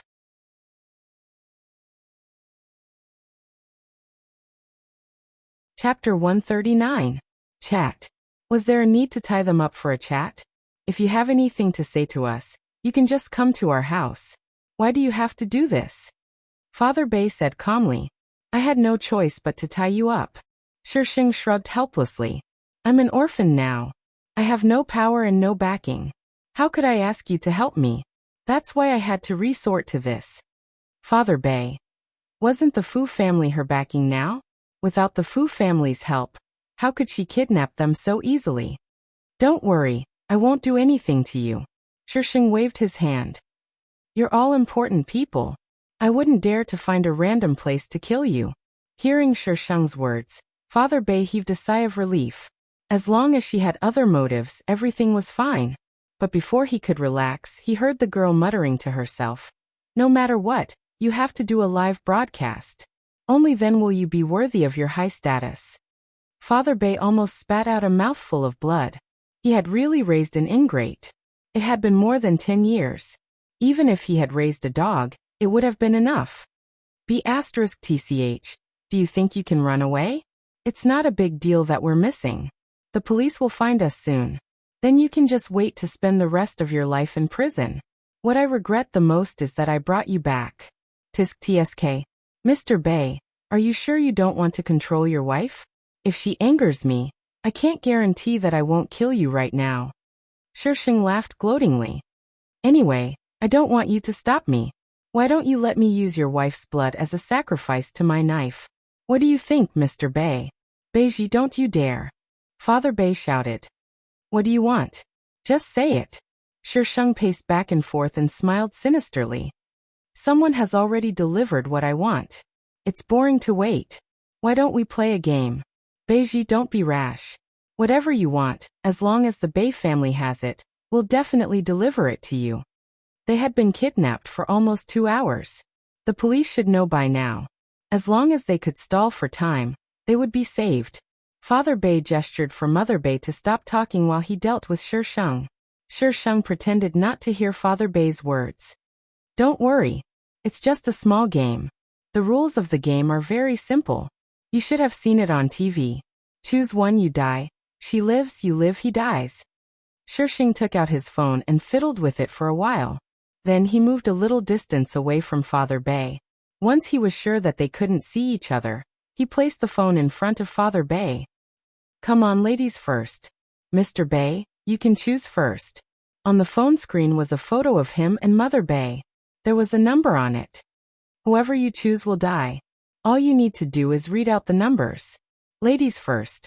Why was he the one who chose? Beiji, why don't you tell me what you want? Father Bei shifted his gaze away from the phone screen in an attempt to change the topic. He would have to be crazy to choose such a perverted multiple-choice question. Didn't I tell you? What I want is already on its way. I'm just playing a game to pass the time. Shisheng explained patiently. But in the next second, he grabbed an iron sword from the side and pressed it against Mother Bei's neck. I'll give you 3 seconds. If you don't choose, I'll choose for you. Mother Bei felt the real thing on her neck and her face turned pale.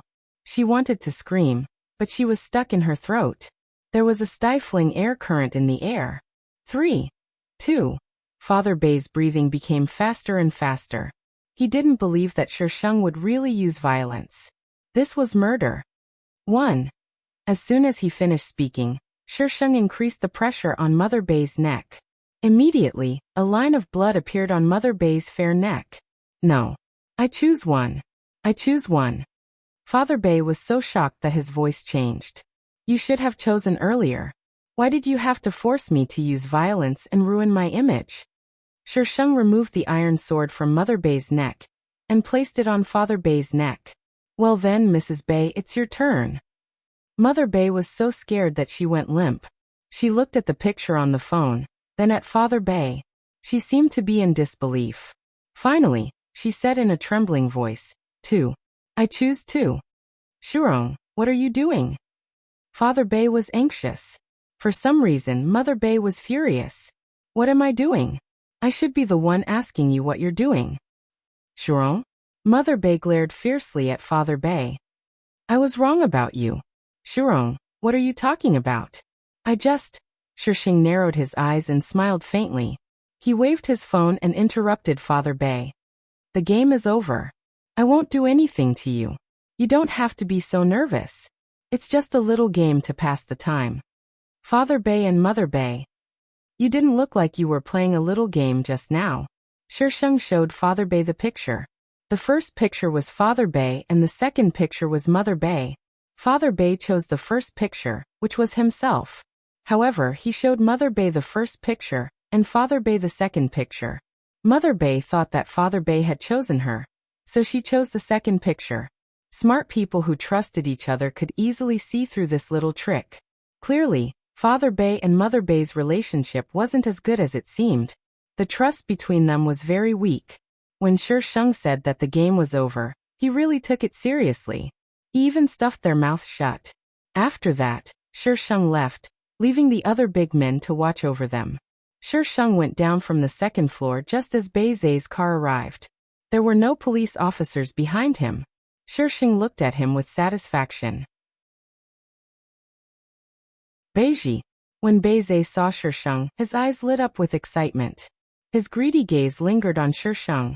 He looked much thinner than before. He looked more dispirited, but he didn't lose his handsomeness.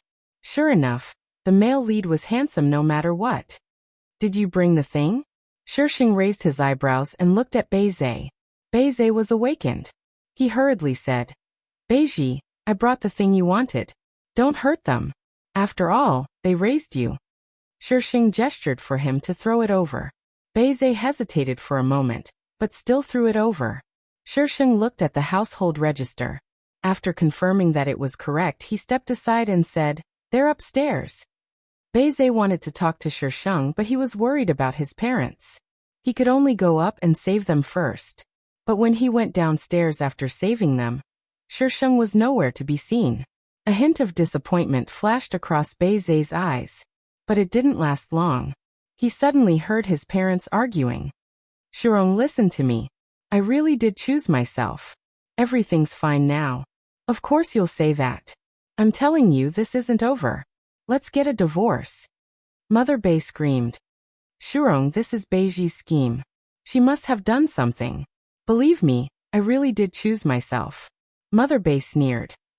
"Now that little b** tch Beiji isn't here, you can say whatever you want." She saw it clearly. That little b** tch Beiji didn't even touch the screen when she took the phone. How could it be her scheme? Recommendation votes. 2000+1.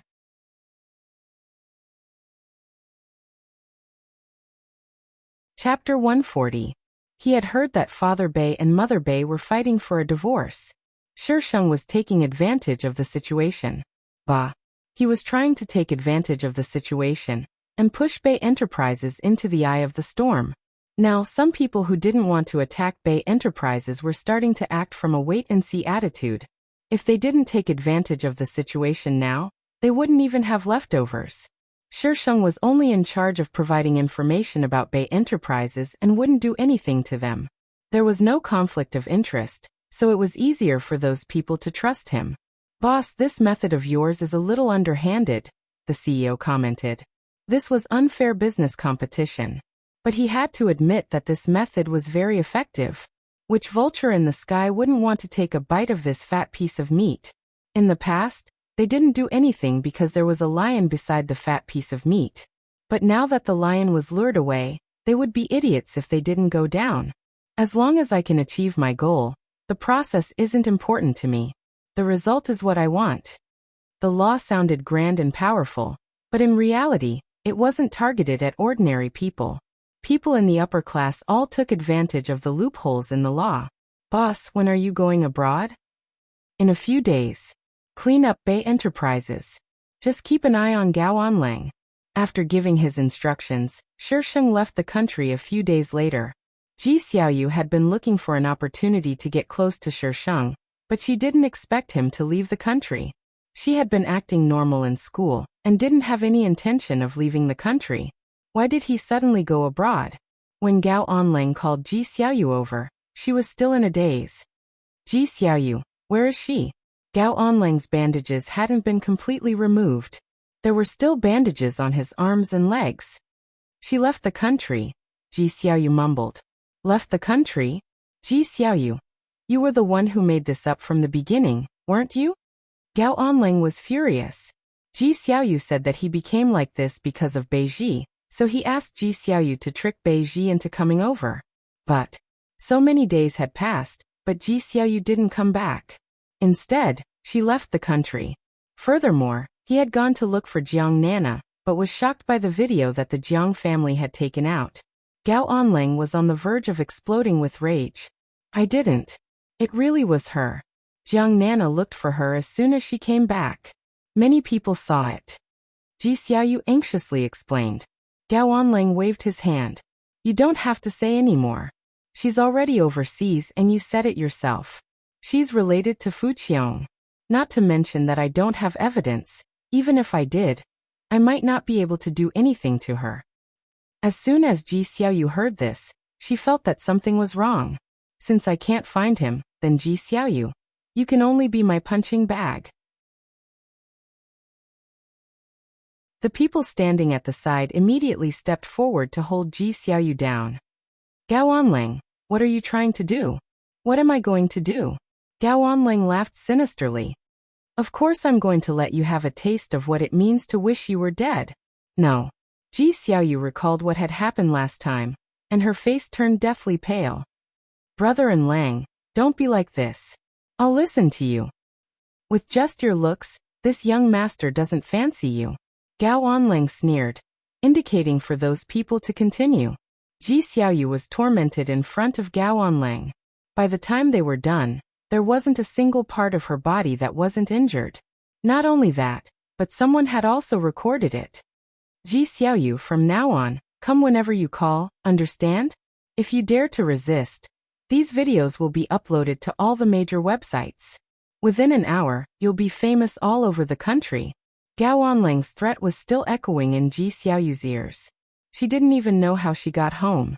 When she got home, she locked herself in the bathroom and washed herself several times. She rubbed her body until it bled, but she didn't stop. Recently, Father Ji hadn't returned home. Even when he did, he reeked of alcohol and women's perfume. How could he be in the mood to pay attention to Ji Xiaoyu? Ji Xiaoyu hugged her body and squatted in the bathroom, crying bitterly. Why? Why was it like this? She couldn't accept it. 3 years later, a woman pushed her suitcase as she stood in the middle of the bustling airport. Her gaze fell on a youth at the back of the crowd. You haven't eaten yet? The woman seemed somewhat impatient as she roared. The youth slightly raised his head and walked a few steps forward. He stood in front of the woman and softly said, No, you didn't prepare breakfast for me this morning. The woman's mouth twitched. She gritted her teeth and said, You really think I'm your nanny, don't you? Fu Qin. Fu Qin shook his head and seriously said, We're already engaged. You're my fiancé. Shisheng's stomach hurt. She was completely forced by the system, okay? After going abroad for 3 years, she was forced by the system to complete the chain mission to the 99th. And the 99th mission was to get engaged to Fu Qin. These missions were endless. She didn't know if they would make her and Fu Qin have a baby. If the host is willing, this mission can be added to the host. The system, which hadn't appeared in a long time, immediately made its presence known. Scram! Who the hell wants to have a baby with that retarded Fu Qin? Where are the people who came to pick us up? Shisheng pushed her suitcase out of the airport. She saw the heavy traffic outside, but didn't see the bodyguards who had returned home first. Fu Qin blinked innocently and innocently reminded her. You didn't call. Didn't I tell you to call? Before they left, she had told him several times. I don't remember the number. Fu Qin continued to put on an innocent face. Shisheng. Good for you. Fu Qin, that bastard. Hailing a taxi at the airport wasn't too difficult, but Fu Qin didn't like everything. If the driver was too ugly, the car was too old, the smell was too bad, and he didn't like the decorations in the car. After the 10th car, Shisheng got into the car and said, You can't fall in love with her. If you don't, just stay here. Fu Qin furrowed his brows and felt awkward for a while. Finally, he slowly got into the car. Imperial View Academy. Shisheng gave him the name of a place. Imperial View Academy was the neighborhood that Shisheng had bought. Before she came back, she had already asked the company to clean it up, so they could move in right away. Fu Qin moved the suitcase into the house. He glanced around and began to nitpick. The color scheme is too dark, change it. The decorations are too vulgar, change it. I don't like the carpets, change it. The tea set is ugly. Fu Qin, you're looking for trouble. Do you think I won't throw you out? Shisheng's threatening voice came from inside. Fu Qin pursed his lips. Then I'll put up with it. You don't have to put up with it. I've already sent a message to your housekeeper. They'll come pick you up in a bit.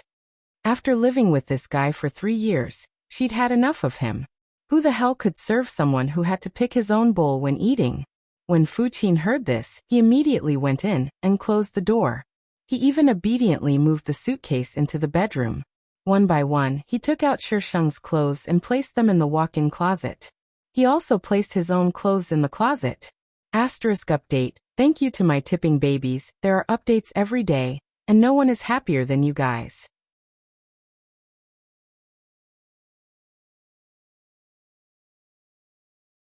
Chapter 141.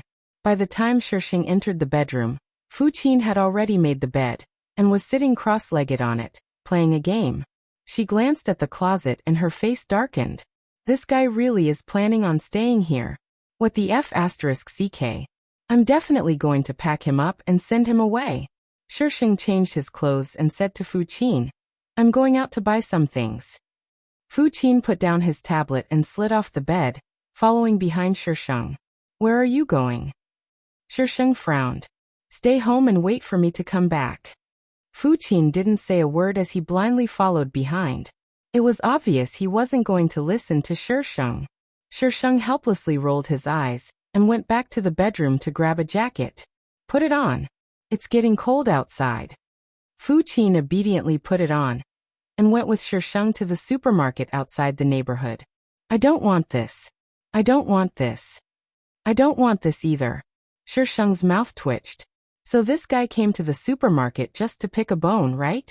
Shisheng swept all the things Fu Qin said he didn't want into the shopping cart. You don't want them, right? Then I'll take them all. Fu Qin watched Shisheng's actions. Then, when Shisheng wasn't paying attention, he took the things out again. He silently put the things he wanted into the cart. When he was paying, Shisheng saw the cart full of unfamiliar things and glared hatefully at Fu Qin. Fu Qin blinked innocently. The cashier looked at Fu Qin with hearts in her eyes. She'd worked in this supermarket for so long, but she'd never seen such a good-looking guy. Was he a new resident from the neighborhood across the street? Oh my God, he's so handsome. Those innocent eyes. Her heart melted at the sight. Young lady, can you stop being a love-struck fool? Shisheng knocked on the cashier counter and turned to glare at Fu Qin. Femme fatale. The cashier lowered her head in embarrassment, but she scanned the QR code very slowly and glanced at Fu Qin from time to time. Shisheng. She really wanted to snatch the QR code herself. When he finally paid the bill, he was surrounded by a group of girls again. Their enthusiasm scared the Shisheng so much that he hid in a corner. He hadn't returned to China for 3 years. Were all the girls in China so crazy? She was scared to death. Other than speaking a few words in front of Shisheng, Fu Qin usually remained silent. Therefore, when faced with so many passionate young girls, he relied on his height and accurately located the Shisheng. Then call for help. Honey, they touched me. Who's your wife? Don't call me that, okay? Shisheng turned around and left expressionlessly. I don't know him. When the girls saw Shisheng turn around and leave, they immediately surrounded Fu Qin excitedly. Shisheng waited outside the supermarket for about 2 minutes before Fu Qin came out. His clothes were a bit disheveled, but his face was still clean. He hadn't been molested. He strode past Shisheng. Holy sh*t. This guy actually had the cheek to be angry. He had already told him not to come, but he insisted on coming. Who was to blame for being surrounded by so many people? Be reasonable, okay? Fu Qin went upstairs first. Shisheng didn't make it in time, so he could only take the elevator. While waiting for the elevator, a girl with heavy makeup came in from outside. She stood next to him and spoke on the phone in a delicate voice. Young Master Wang, what are you saying? How could I lie to you? You bastard. You only know how to bully me. Aya, please don't. I'm so tired right now. I want to go home and rest.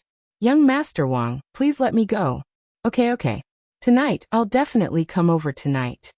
After hanging up, the girl cursed under her breath. She turned around and saw a girl standing next to her, carrying a lot of things. She was dressed in casual clothes and her hair was casually draped over her shoulders. She wore a silver-white bracelet on her wrist. She had never seen it before, but she could tell it wasn't an imitation. Beiji. The girl suddenly called out. Her voice was filled with disbelief and intense hatred. Shisheng tilted his head slightly and sized up the girl. The corner of his mouth tugged up into a smile. Ji Xiaoyu, long time no see. You've changed a lot. At this time, Ji Xiaoyu was dressed like a prostitute. She didn't know if it was because of her makeup or plastic surgery, but she looked much prettier than before. Why are you here? It had been 3 years. She thought she wouldn't see her again. She didn't expect to see her here without any warning. I'm here to see you. Shisheng began to lie through his teeth. In any case, we're classmates. There's no need to be so touched. Who told me to be so kind? Kind. She actually dares to call herself kind? Ji Xiaoyu felt like she was going to go crazy from anger. Who wants to see you? Ji Xiaoyu growled. Her eyes seemed to be dipped in poison. She's here to laugh at me, right? She left for 3 years. I've been struggling in the mud for 3 years. What right does she have to laugh at me? Ding! The elevator doors opened. Shi Sheng carried the things in and pressed the button for the floor.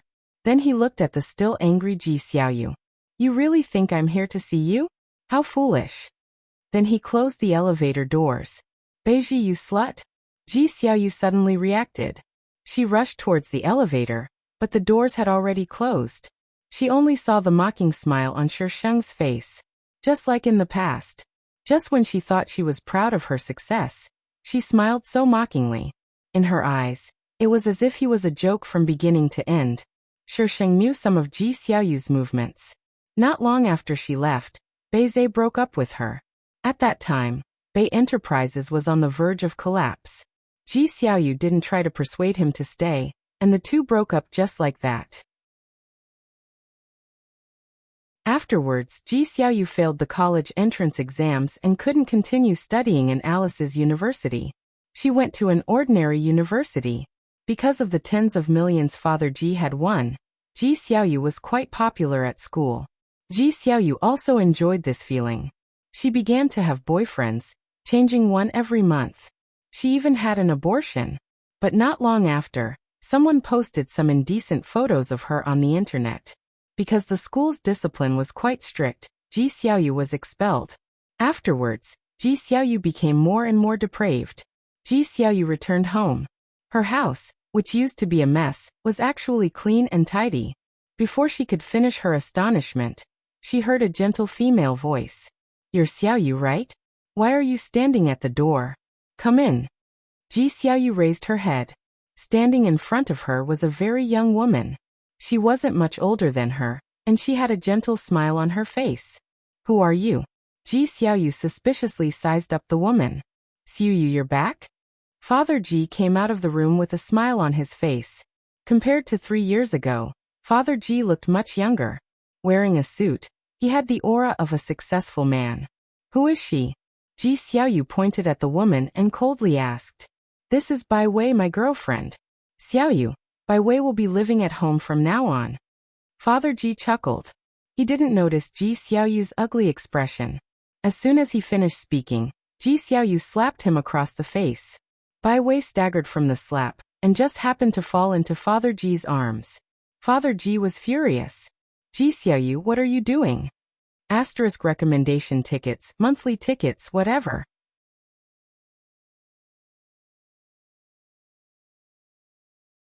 Chapter 142. What am I doing? Ji Xiaoyu sneered. You're not much older than me, yet you want to be my stepmother? Why don't you take a look at yourself in the mirror? You're just a prostitute, yet you want to find a long-term meal ticket? Slap. Ji Xiaoyu stared at Father Ji in disbelief. You hit me.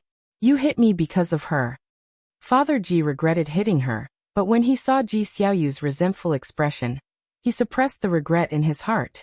Ever since her mother passed away, she always had this expression, as if he owed her something. Back then he was out of town on a business trip. How could he have known that something had happened to her mother? Since when did you have the right to butt in on adult matters? Go back to your room. Father Ji scolded with a sullen expression. Fine. You're all bullying me. You can go back with her. Ji Xiaoyu roared hysterically, then turned around and rushed out of the house. Xiaoyu, why are you bickering with a child? Bai Wei disagreed. She's already 20. How is she still a child? Don't worry about her. Father Ji was angered by Ji Xiaoyu. When Fu Qin's bodyguards came to pick him up, he immediately kicked them out. Ever since he discovered that Shi Sheng liked to be rough, he could easily avoid direct confrontation with Shi Sheng. Thus, Shi Sheng's idea of packing Fu Qin back fell through. Instead, it was Uncle Jian who brought in a lot of things. While he was at it, he also brought in the Caucasian dog. Chongqing had been raised in the country all these years, but it clearly hadn't forgotten its owner. The house wasn't very big to begin with, but now it was even more crowded. Shi Sheng and Fu Qin were still in university. After returning to the country, they naturally continued to study at Alice Academy. This aristocratic school included kindergarten to university. It could be said to be a one-stop dragon. Shi Sheng only found out that Fu Qin was a bad student when he was abroad. His grades were a complete mess. So tutoring became a common occurrence. Today's homework. If you don't finish it, don't eat. Shisheng placed an exercise book in front of Fu Qin. Fu Qin glanced at the book with an ugly expression. That's a lot. A lot? Do you want to add a bit more? Fu Qin pulled the exercise book to his side and grumbled. This is corporal punishment. Shisheng sipped his tea leisurely. If you make a mistake, go down and run 1 lap. If you make 2 mistakes, run 4 laps. If you make 3 mistakes, run 9 laps. Fu Qin's expression turned even uglier. He lowered his head and started scribbling again. In the quiet room, only the sound of pen scratching paper could be heard. A smile slowly spread across Fu Qin's drooping face. Even his eyebrows were smiling. Busy. Shisheng's phone on Fu Qin's desk suddenly vibrated. Fu Qin raised his head and glanced at her, then lowered his head and continued to answer the question. Hello. Why don't you come over and tell me? Shisheng didn't close the door when he left the room. From Fu Qin's position, he could easily see into the living room. About half an hour later, someone came to the door. Fu Qin had seen this person before. When he was overseas, he had also met Shisheng a few times. However, whenever they met, they would always talk about business. Only then did Fu Qin feel at ease and focus on his homework. This is the current state of the company's development. The hacker team you requested to form back then has already made some progress, but the number of people is still too small. Back when the boss left the country without a word, he made all the decisions except when it came to large sums of money. Now, everyone in the company thought he was the boss. No one knew that he was just a salaried employee. How's Gao Onling doing? When he heard Shisheng's question, the CEO hurriedly pulled himself back from his thoughts. Grandfather Gao just retired this year. Right now, the Gao family is fighting for power. The various branches are fighting to the death. As the third son of the eldest branch, Gao Onling has been used against him by the third branch. The Gao family was also a large family. The eldest branch was Grandfather Gao's son, while the other 2 branches were his brothers. However, the Gao family had always been dominated by those who were capable. The second branch was involved in politics and couldn't do business. Therefore, the fiercest fights were between the eldest branch and the third branch. Right now, Gao Onling isn't having a good time in the Gao family. I heard that he recently fell in love with a young model. Young model? Is it a man or a woman? Shisheng raised his eyebrows slightly. The drug she had given Gao Onling back then would definitely not have any effect on him in front of girls. He would only have a reaction in front of a man, and it was the one below. A man. Shisheng pondered for a moment. Open the back door for the third branch. If Gao Onling lost the Gao family's support, he would be digging his own grave very soon. The CEO understood what Shisheng meant by open the back door, so he immediately got to work. Sure enough, before long, the news was all about the third branch of the Gao family being in power. The eldest branch had only received a few shares in real estate. The third branch and the eldest branch had always been at odds. Once Grandfather Gao died, the third branch would immediately kill the eldest branch. However, before the third branch could do anything, many videos had already appeared on the internet. The most eye-catching video was the one where Gao Onling was naked in the wilderness and had the words "I am an animal" carved on his body. The third branch heard the news and immediately threw out all the evidence they had against Gao Onling over the years. They were determined to make Gao Onling suffer. The next time they met Beizhe, it was Fu Qin who was making a fuss about going to the movies. Beizhe had shed his youthful immaturity and had grown into a man of indomitable spirit. He stood there like a shining light, causing the surrounding women to scream in low voices. He glanced at his watch from time to time, but didn't show any signs of impatience. Perhaps he felt that the crowd was too noisy, so he pulled out his phone and made a call. Then he walked over to Shisheng. Suddenly he stopped. The noisy scene and the surroundings seemed to have become silent. Only the 3 of them were left in the world. Beizhe's expression was complicated, but he quickly revealed a relieved smile. Xiaozhi, you're back? Shisheng nodded. The scene fell into an awkward silence again.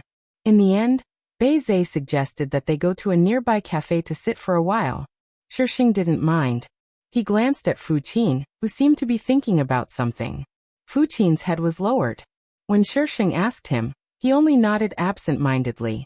Not long after Shisheng left, Bei Enterprises collapsed. After that, Father Bei fell ill and was hospitalized. Mother Bei left at that time, taking the last of their money with her. Father Bei passed away soon after because they didn't have the money to treat his illness. At that time, Beizhe took over Bei Enterprises' mess and took on a huge amount of debt. Everyone was laughing at him, but 3 years later, he brought the Bei family back from the dead and became a legend. Outsiders didn't know, but Shisheng knew why Beizhe was able to bring Bei Enterprises back from the dead in such a short time. It was because of Lin Yin's help. Lin Yin used her life to force the Lin family to invest in Bei Enterprises. The Lin family only had one daughter, so she could only be the successor. It was also at that time that Shisheng gave up on Beizhe. After that, the Jiang family also contributed. This could be attributed to Jiang Nana. At that time, Jiang Nana only knew that she had left the country. She didn't know that she had left the Bei family, so the Jiang family was actually helping Shisheng. Since Shisheng had given up on Beizhe, he naturally wouldn't stop the Jiang family. Good morning, darlings. The next chapter's title was My Hand is Bad. I typed the wrong number. No, it wasn't a duplicate chapter.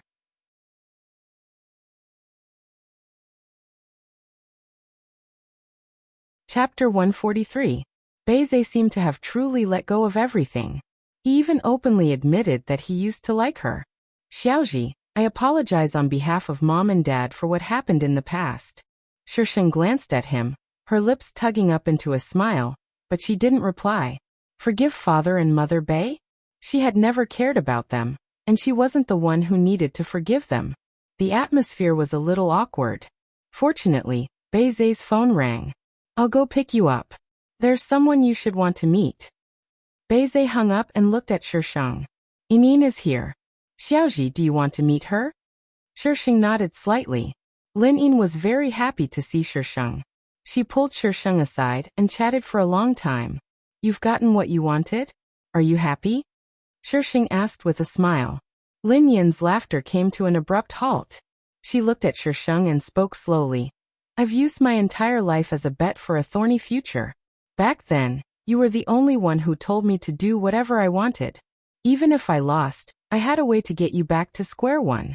Xiaoji, when everyone told me not to mess around, you were the only one who stood by my side. If I hadn't met Beizhe first, I might have really fallen in love with you. It's okay. You can abandon Beizhe and run into my arms now. I don't mind that you used to have a man. Shisheng opened his arms narcissistically. Lin Yin burst into laughter and hugged Shisheng. Xiaoji, I'm so lucky to have met you in this life. If it weren't for her, she might have compromised and wouldn't have stood by Beizhe's side so firmly. Are the two of you going to abandon us and elope? Beizhe and Fu Qin came over from the other side. When they saw the two of them hugging each other, their mouths twitched. Fu Qin was much simpler. He stepped forward and pried Lin Yin's hands away from Shisheng. Then he pulled Shisheng into his arms to show off his sovereignty. Lin Yin snickered and returned to Beizhe's side. She whispered to Shisheng. You and young Master Fu are still together. That's what I'm surprised about. Although there were many people who wished them well at school, there weren't many who thought highly of them. Who was young Master Fu? Fu Qin glared at Lin Yin, who hurriedly covered her mouth. After bidding farewell to Lin Yin, Shisheng took Fu Qin to the cinema. What do you want to watch? Shisheng glanced at the billboard. There wasn't much to watch recently. Fu Qin blurted out. I don't watch romance, horror, sci-fi, suspense. I don't watch comedies or tragedies. He went through almost all the categories of movies. Then what do you want to see? An academic guide that allows people to meet each other honestly? Negative distance exchange? Shisheng secretly spent a lot of money, and finally got the people in the cinema to show her a special movie, Animal World. You deserve to have the most primitive life before human evolution. The person in charge of the cinema. Rich people nowadays were all crazy. The crazy rich man was sitting in a huge movie theater, watching the boring Animal World. And the person next to him. She was actually quite interested in it. What's so good about Animal World? Oh my God, they actually had sex in public, and it was over so quickly? Could it work? Look at how old Wang next door is looking at you. He's looking at you with contempt. Holy shit, there's even a trend of snatching people while they're having sex. This was Animal World that destroyed one's worldview. After watching Animal World, Shisheng felt that his mind was filled with all kinds of ecstasy. It was too scary. When she went back, she bought dog food for Changsheng. This dog had the biggest appetite. The dog food she bought a few days ago was gone today. She brought the dog food back. When she entered the elevator, several police officers rushed in. Shisheng. What's going on? The police officers came downstairs.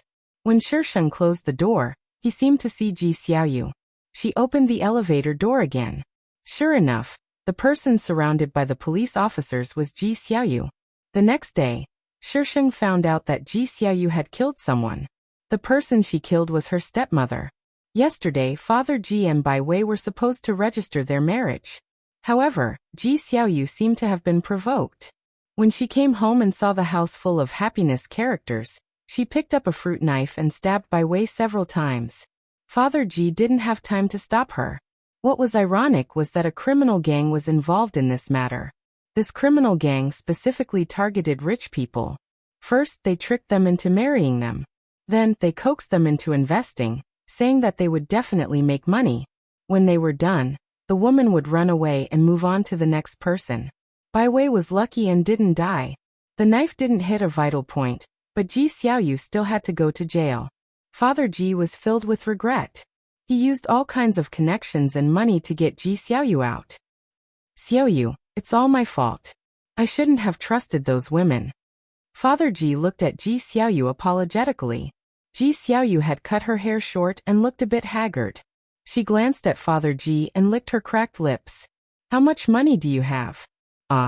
Father Ji was stunned. He hurriedly said, I still have 2 million.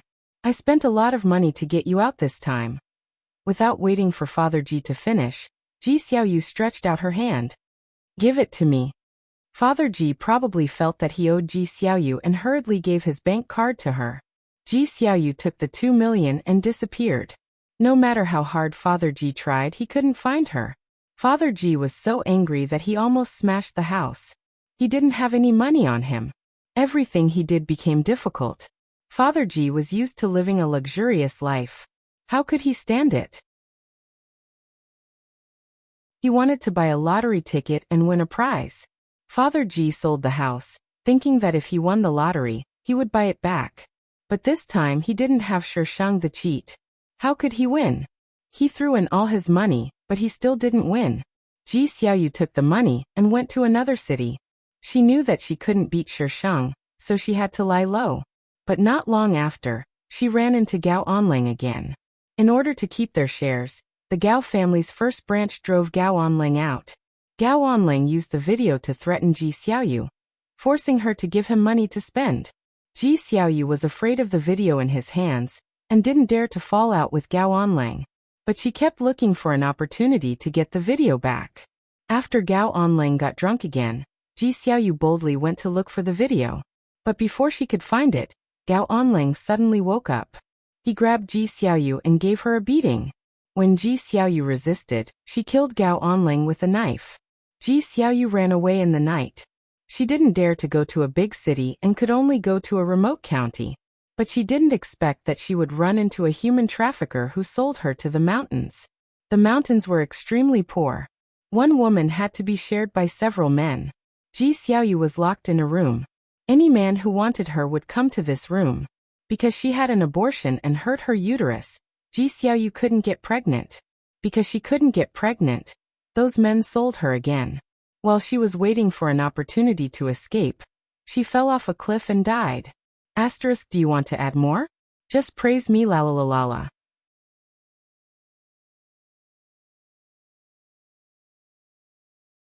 Chapter 144.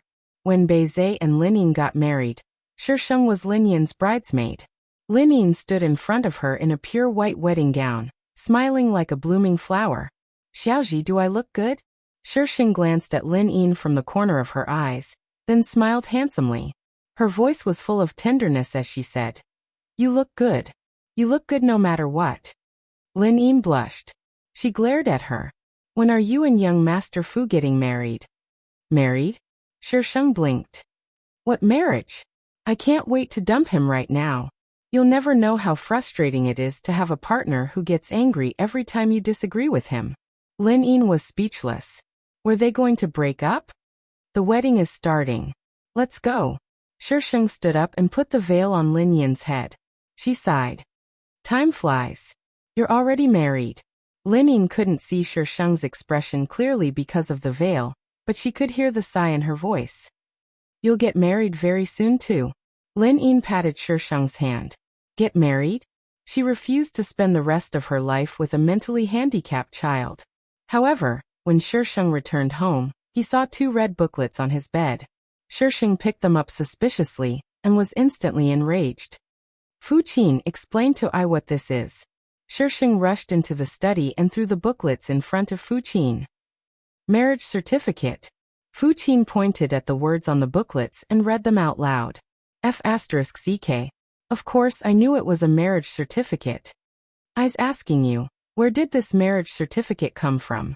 Did the Civil Affairs Bureau support one-sided marriages now? Someone did. Fu Qin threw Shi Sheng 2 words at him. Shi Sheng was speechless.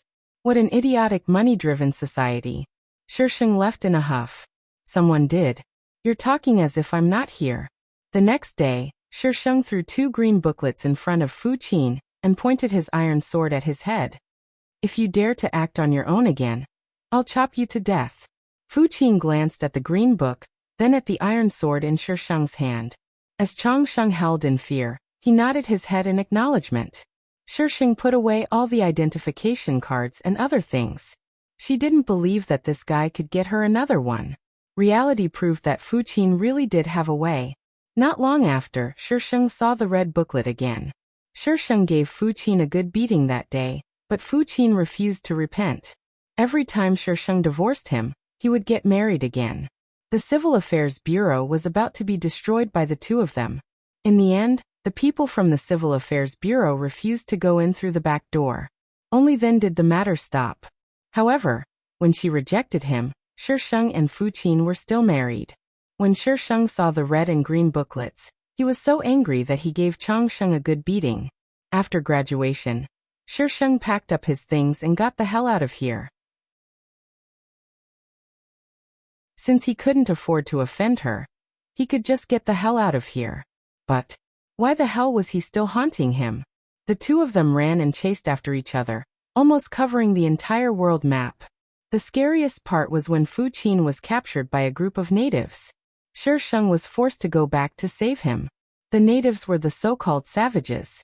They babbled on, but it was impossible to understand what they were saying. In the end, Shi Sheng held his iron sword and cut down a few of them. The natives immediately cowered and offered their food to Shi Sheng. Don't ask why he used the word offer. It was because she saw the way they offered their offerings. It was exactly the same as when they sent Fu Qin over. Ever since that time, Shi Sheng didn't run around much. He spent his days walking his dog and Fu Qin. His days were pretty good. Fu Qin probably knew about Shi Sheng's resistance, so he didn't do anything to her other than lying on the same bed as her. What Shi Sheng was more curious about was what this guy would do if he got aroused. With his hands? One time, Shi Sheng bumped into him. Fu Qin looked at her innocently. Wifey, you're making me feel suffocated. Shi Sheng's face darkened as he closed the door to the bathroom. This guy definitely didn't close the door on purpose. After that, Fu Qin intentionally or unintentionally let Shi Sheng see him. In the end, he just went crazy. Shi Sheng threatened him with his iron sword and told him to get the hell out if he messed around again. Only then did Fu Qin stop. In the end, the 2 of them adopted a child. Her company needed an heir, and so did the Fu family. Fu Rao was still a bit resentful that the child wasn't their biological child. But after discovering that the child was smart and funnier than Fu Qin, he didn't hold any more resentment. He directly took the child home and raised him. The chain mission continued. By the time she left, she had already accumulated 999 points. Shi Sheng had lived a relatively long life in this world. His grandsons all died after getting married. Fu Qin also passed away after Shi Sheng passed away. After returning to the system space, Shi Sheng took a deep breath. Sure enough, his body was still the most comfortable. Does host wish to check the follow-up? Shi Sheng sat in front of the screen and slapped it a few times. What's there to see? I already know everything I need to know. I don't want to talk to host at all. Does host wish to undergo memory dredging? What memory dredging? Shi Sheng poked around on the screen. Host has experienced so many worlds. Too many memories can easily lead to confusion. Memory dredging will seal away the host's memories from the previous worlds. Oh, I get it. It's like the memory erasure from transmigration novels. You can understand it that way. No need. I'm forgetful. Sure enough, host couldn't be judged by common sense. It didn't see how she was forgetful. Could a person really handle so many memories? Shi Sheng continued to poke at the screen. Let me ask you something. The system seemed to know what Shi Sheng wanted to ask. It directly displayed the information on the screen and blocked her from speaking. Name, Shi Sheng morality points. 112000 health points. 25 contribution points. 12500 mission rank. F mission score. 90 hidden mission. Completed hidden mission reward. 2000 contribution points item list. Queen's Crown. Shi Sheng looked at the morality points that continued to sink. His emotions were incomparably complicated. Damn it, she lost another 2000 points. She didn't even bother to ask where the 2000 points came from. Anyway, she would lose points if she asked. Can I choose the world? Shi Sheng was addicted to poking at the screen. Can't other systems choose the world? That's other systems. Do you want to enter the next world? Initializing transfer. Asterisk increased. The fifth world was completed. Once again, the female lead wouldn't fall in love with the male lead so quickly. The male lead was just an awesome moving background. It was a prop used by the female lead to show off. You just need to watch the female lead show off. 2333333 P.S. The title of the previous chapter should be Underachiever Takes Medicine, 1/1. But my hands are bad, so it became Underachiever Takes Medicine 3/1. However, if I can't change it, I need to find an editor. Finding an editor for this kind of small matter will annoy the editor. So it's not a repeat, it's not a repeat, it's not a repeat.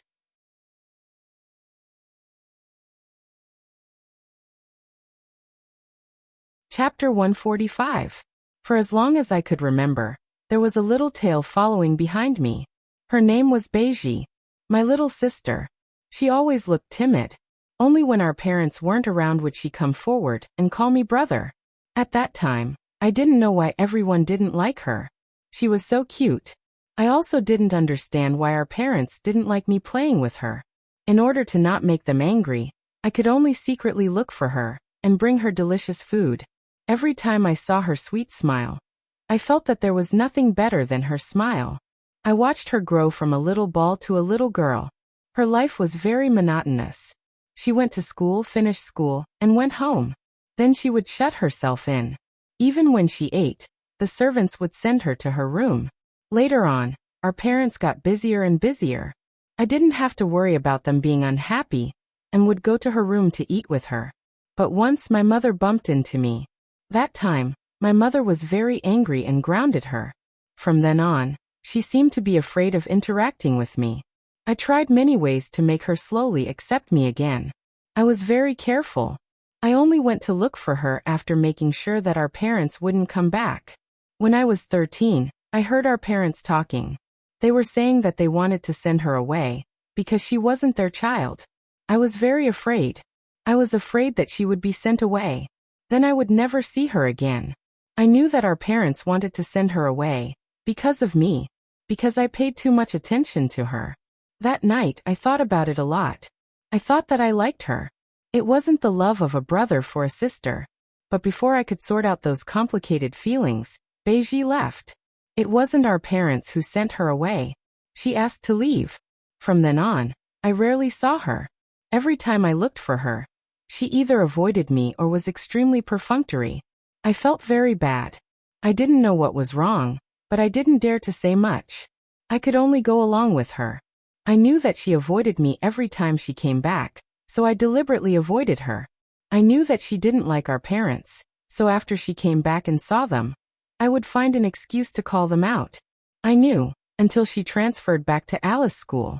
When I heard the news, I was very happy. At that time, I understood a lot of things.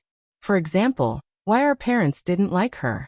For example, why our parents hated her more when I got close to her. So at that time, I could only suppress the joy in my heart. I still remember the day she returned to the Bay family. She stood quietly under the vines, the breeze blowing her ink-black hair. The hanging vines were like a curtain, laying out a beautiful picture behind her. She was as perfect as the girl in his memories. I was dying to go over and talk to her. But I know I can't. It would scare her. She would make her parents send her away again. I'm not strong enough to protect her, so I can't get close to her. I thought I had enough time to grow, to be able to protect her. Unfortunately, I was wrong. Someone appeared beside her. His name was Fu Qin. I haven't interacted much with Fu Qin. All I know is that he's the only successor to the Fu family, but he has a strange temper. When I saw her walking with Fu Qin, my heart felt like it was being cut by a knife. But all I could do was watch in silence. He watched her walk towards someone else step by step. Sometimes I wonder why I had to be a child of the Bay family. If I wasn't, I wouldn't have to worry so much. I just needed to stand in front of her and tell her loudly that I liked her. But I couldn't even do that. On the day of the storm on Mount Xiaoyang, I was trapped on the mountain. Because I was worried about her, I ignored Ji Xiaoyu's protests and insisted on going down the mountain. In the end, because the road was slippery and the sky was dark, I ended up hurting myself. I knew that she and Fu Qin were upstairs, and I even found out from Ji Xiaoyu that she was the one who saved Fu Qin. I admit, at that time, I was jealous. They'd only known each other for a few days. She risked her life to save Fu Qin, but not long after, she left the country. The time she left the country was the darkest time of my life. The Bay family suffered heavy losses. We were surrounded by enemies. At that time, there was a girl who stood by my side without hesitation. I remember her because she often appeared by my side. Her name was Lin Yin. But I didn't need her, so I made things difficult for her. But she clenched her teeth and persevered. No matter what I did, she silently endured it. She accompanied me through the most difficult roads, accompanied me through the cruelest of human hearts, accompanied me through the most disgusting of meals, accompanied me through the punches and kicks of others. She had participated in the most embarrassing moments of my life. When I learned that she had risked her life for me and the Lin family, my heart ached more than my shock. At that time, I thought it was time for me to let go of her. The girl I should protect appeared in my life. I swore an oath to the Lin family that within 5 years, I would marry Lin Ying grandly. The Lin group gave me the funds and gave me the capital to stand up again. All of this was because of her, Lin Ying. I didn't expect to see her again 3 years later. I thought we would never see each other again in this lifetime. She hadn't changed much in the past 3 years. Standing by Fu Qin's side, we were a perfect match. At that moment, I suddenly felt relieved. She was doing well. What was there for me to worry about? One person's heart couldn't possibly hold 2 people. The one I loved now was Lin Ying, the girl who gave me a new lease of life. That was why I could only hide my feelings for her in the depths of my heart and seal them away. Perhaps I would only see the light of day again when I died. Once I also liked Beiji, but on our wedding night, Lin Ying told me that she had stood by my side without hesitation because she had told her, if she wanted to do something, she would do it. Even if she lost, she would find a way to return to the starting point. She said that I believed her. That was why I placed all my bets on you. I didn't know what to say. It turned out that everything I had was given to me by her. Without her words, Lin Ying would have given up on me because of the pressure from her family. Without her words, Lin Ying wouldn't have used her life to force the Lin family to help me. Without her words, I wouldn't have been able to marry Lin Ying. I wouldn't have had a wife who loved me more than I loved her. Later, I found out about her from Lin Ying. She seemed to love talking about her. Every time she talked about her, she was more excited than when she saw me. Every time. I didn't know whether to laugh or cry. I really wondered if the girl who said she liked me back then was really her. No matter how I looked at it, it seemed like she married me for her sake. To be honest, sometimes I was jealous of her. Even if you hadn't seen each other for a few years, she still treated you the same. Beiji. Thank you. Thank you for leaving a deep mark in my world. When I liked you, I didn't have the courage to chase after you. That was my greatest regret. Beizai asterisk Jingguan. Thank you to all the tipping babies. La la la la la. Guess what the next world is?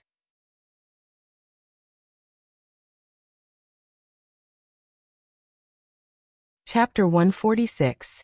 World Flower Talk Beauty. Clear West, are you crazy? How dare you talk about something like the city war? The moment Shishing opened her eyes, she was blinded by the bold and shiny words on the computer screen. A game? She glanced at the character on the screen. Above her head were the two words, Clear West. F***CK. It's a gaming novel. World Snowfall Undermoon. Internal strife. Serves you right. You lost the city war and you're still yelling in the World Channel. World Sky Blue. Undermoon. Don't cause trouble. This has nothing to do with you. And Beauty. Boss wants you to go to the World Channel. World Wind Song Undermoon. If you lost the city war, then you lost. You can't even find excuses to fight a city war. I didn't expect Drunk Flower Den to be like this. World Just Watching Shows. What's going on? World Green Flower on Sauerkraut. Another catfight has started in the World Channel. World Autumn Frost. I just came online and saw that Drunk Flower Den lost the city war. World Flower Talk Beauty. She dared to do it and now she won't let us talk about it. World Call Me Profiteer. Buying Heavenly Mystery Crystals. Have some. World Call Me Profiteer. Buying Heavenly Mystery Crystals. Have some. World Livestream. Cough cough. Hello everyone. I'm going to livestream now. Tonight at 8 p.m. Drunk Flower Den lost the right to defend Luoyang City. It's said that someone leaked information about their deployment. If you want to know what's going to happen, please pay attention to this channel's real-time report. World Windwalking the World. Clear West, don't play dead. Say something. World, F***CK. Profiteer is still so dutiful at a time like this. As expected of a profiteer. PM Wooden Bells. Clear West, just say something. They're all saying that you betrayed Drunk Flower Denver. I believe you. You definitely didn't do it. Explain to them. PM Sky Blue. Clear West, what's going on? Hurry up and tell them on YY. Shishing clicked on it more than 10 times. They were all private messages. They were either scolding her or asking her what was going on. There were also messages like Wooden Bells who believed her. Shishing stared at the screen for a while, feeling a little confused. She checked her surroundings. It was a cozy room. This should be this body's room. After confirming that it was safe, she began reading the storyline. This was an online gaming article. The female lead sang you. The beginning was as melodramatic as other online games. The female lead's love affair was unfaithful. The female lead was slandered and abandoned. She felt that her whole life was gloomy. At the crucial moment, the male lead stood up and forcefully married the female lead. Then the two of them leveled up together, looked at the stars and the moon, talked about life, tore and fought, conquered the entire server, met other players, walked into reality and finally got together. It was supposed to be a pampering novel, but the female lead was spoiled by the male lead to the point where she didn't know how high the heavens were. During one of the City Wars battles, it was clear that she had trusted someone else and inadvertently leaked the news, but in the end, it was Chu Yunxi who took the blame for her. That's right, Chu Yunxi was her body this time. He was 18 years old and had just entered university. Before the female lead came, Chu Yunxi had always been a regular member of the Great Gods team and was quite popular.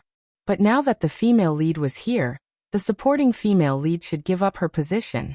She courted death in all sorts of ways, and could only be beaten up by the female lead. Because she had always been at odds with the female lead. The female lead's silence and the other people's guesses about the incident of the city war being leaked ended up being Chu Yunxi's doing. No matter how Chu Yunxi tried to explain, it was useless. Everyone believed that she was the one who leaked the news. The result of this incident was that Chu Yunxi was hunted down by the male lead and cursed at by all sorts of people. In the end, she was beaten until she was kicked out of the game. Chu Yunxi's body wasn't good, and she had a heart condition. This incident caused her death. Her death was quite unjust. The original owner only had one last wish. She didn't want to die. As long as she didn't die, she could do whatever she wanted. This mission was much easier than the previous ones. No matter what, she had to complete the daily mission. Dismantle the couple.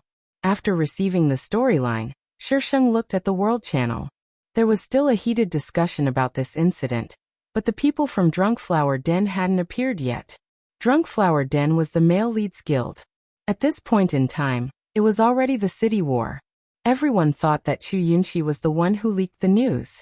This game was called Mythical Continent, and was currently the most popular online game. Because of the quality of the game and the beautiful artwork, many people praised it. There were a total of 6 races in this game. Humans, gods, Buddhas, demons, and devils. Because there were male and female characters, there were a total of 12 characters. Clear West was a deity. Her white clothes fluttered in the wind, and she looked like a goddess. Shisheng moved his fingers and typed a sentence on the keyboard. World Clear West. You're so righteous. Show me the evidence. The World Channel was silent for 3 seconds. World F***CK. The pig's feet are getting thicker. Come and watch. World Just Watching shows. Look at Clear West's tone. She's a bit fearless. World Wooden Bells. Clear West, yeah, I believe you. World Live Broadcast. I saw Clear West in Peach Blossom Spring. F***CK. A bunch of people from Drunk Flower Den are coming. World. Why don't you go to heaven? Are they going to punish us or force us to confess?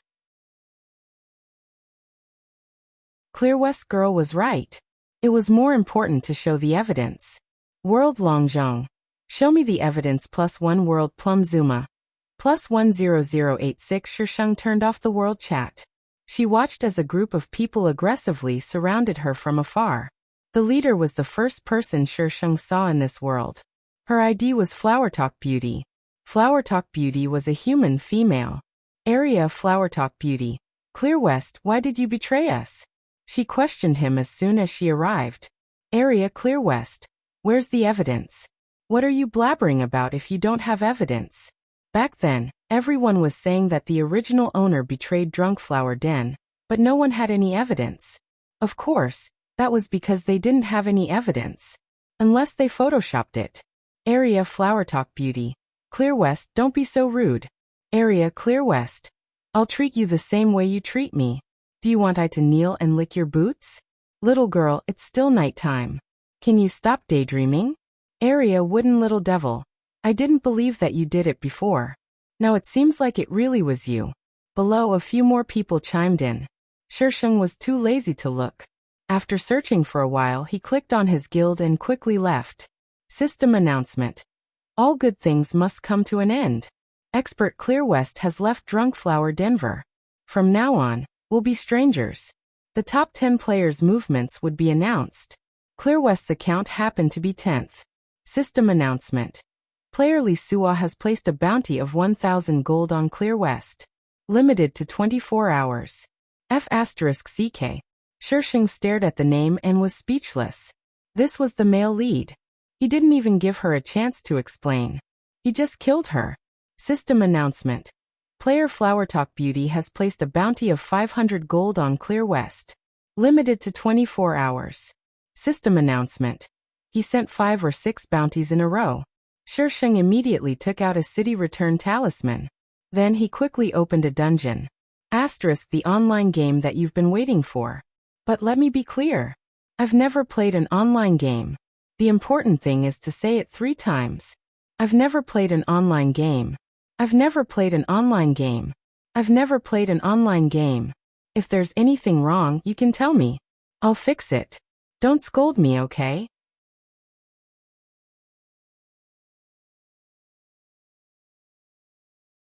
Chapter 147. With the exception of the instance dungeon, the bounty hunters could be killed anywhere else. Other than private messages and parties, nothing else could be seen in the dungeon, so Shisheng started to explore his character's skills. He scrolled through the forums and familiarized himself with his character before exiting. As soon as he exited the dungeon, a few people saw him and threw a few skills at him without saying anything. Those people's levels weren't as high as Shisheng's, and they weren't in the same group, so Shisheng quickly dealt with them. Shisheng teleported to an empty map and opened the top-up interface. The ratio of gold coins to RMB was 1:1. Those few bounties just now added up to a few thousand. The male lead Darren is also quite willing. The original owner's family was quite well off, so Shisheng boldly topped it up. He immediately opened the bounty interface. He quickly listed out the bounties for those people who had placed bounties on him. System announcement. Player Clearwest has placed a bounty of 1 gold on Li Sua, time limit of 10 minutes. System announcement. Player Clearwest has placed a bounty of 1 gold on Li Sua, time limit of 10 minutes. System announcement. Player Clearwest has placed a bounty of 1 gold on Flower Talk Beauty, time limit of 10 minutes. World just watching shows. Guru is only worth 1 gold, so cheap. World. Call me profiteer. Buying sky mystery crystals if you have any. World Gubuli steamed bun. What is Clearwest playing at? Who would accept such a bounty? World enchanting branches. Idiot. Can't you see that she's humiliating the guru? Waiting for Clearwest to be cleared. World Flower Talk Beauty. 100 gold for Clearwest's coordinates. System announcement. Player Clearwest has placed a bounty of 500 copper on Flower Talk Beauty. Time limit of 10 minutes. World Harry's Noble Dear. Pfft, I suddenly feel that this girl is a bit cute. What should I do? World Clearwest. I'm not cute. Please praise me for being handsome. Coordinates Huashan 31078. Come wait. Remember to give me 100 gold. World Flower Talk Beauty. Clearwest, just you wait. World Sky Blue. Clearwest, did you really do this? World Sky Blue. Clearwest, answer me. Shisheng closed the world channel and continued to send out bounties. System announcement. Player Sangyu's Not Late has placed a bounty of 2,000 gold on Clearwest. Limited to 1 hour. Oh my god. Even the female lead has appeared. Shisheng stopped looking for rewards and poked the wooden bell. PM Clearwest. Little bell, come back to Snow Village. Private wooden bell. Qingxijia? Why go to the novice village? Aren't you at Mount Luhua? I'm on my way there. PM Clearwest. She had only said it casually, but this girl actually believed her. Who would be stupid enough to report their own coordinates? PM Clearwest. I'm returning to Snow Village. Come over and kill me. Private chat wooden bell. Ah?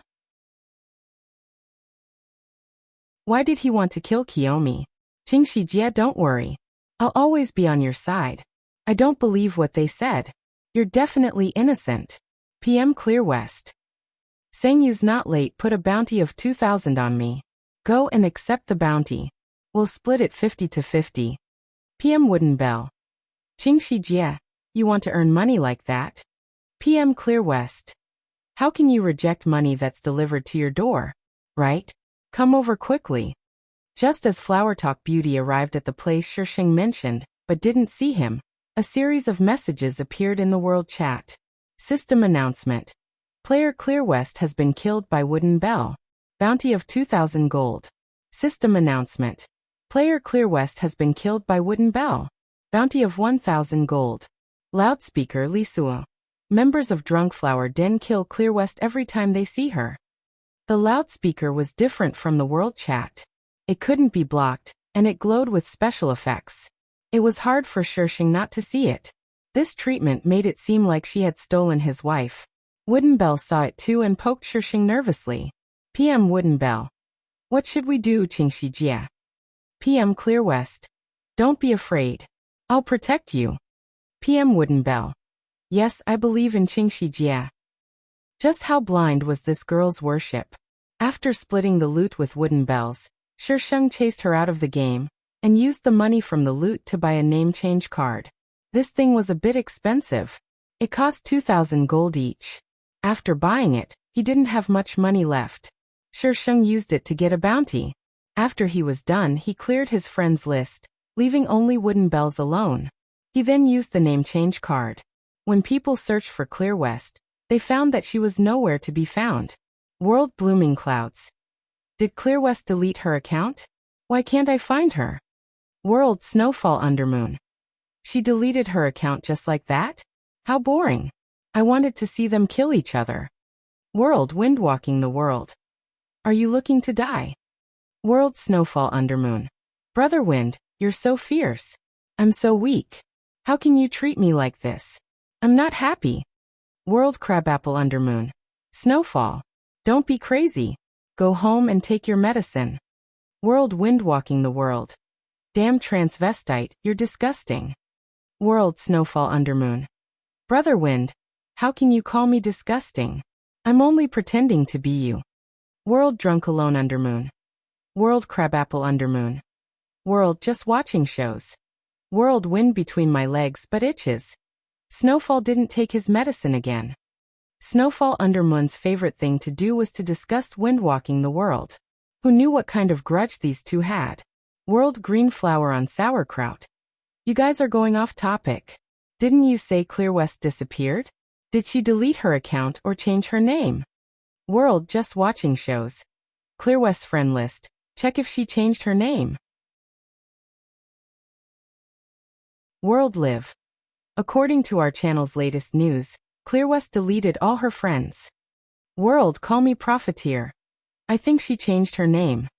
World, wine between my legs but itches.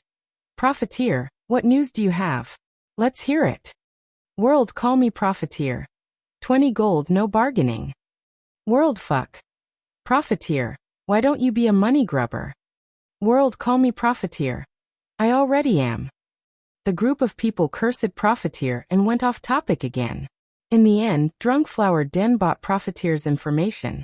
Profiteer was doing a quest in the beginner's village and witnessed the shameful transaction between Shisheng and Wooden Bells.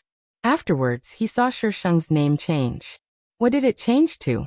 100 gold, no bargaining. The people from Drunk Flower Den gritted their teeth and gave Profiteer 100 gold. Profiteer was actually already letting them off easy. With a name change card, the shop naturally had an item that could check one's history. That item cost 200 gold. The people from Drunk Flower Den also knew this, so they didn't haggle with Profiteer. Shisheng changed his name to make himself feel more comfortable. He didn't have any intention of avoiding these people, so he wasn't afraid of them finding out his current name. Asterisk pleading for votes, monthly votes, recommendation votes.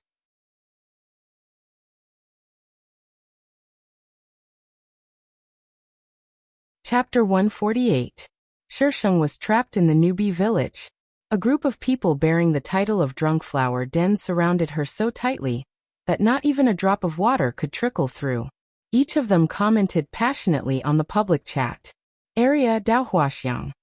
Clear West, do you think you can get away with this by changing your name? Area Lonely. Clear West, don't pretend to be dead. Why did you betray us? Area Flower Talk. Why else? She was just jealous when she saw sister-in-law with the guild leader. Flower Talk Jin Xiao sounded a little jealous. Before Sang Yu's not late joined the guild, Clear West was the Almighty's regular teammate.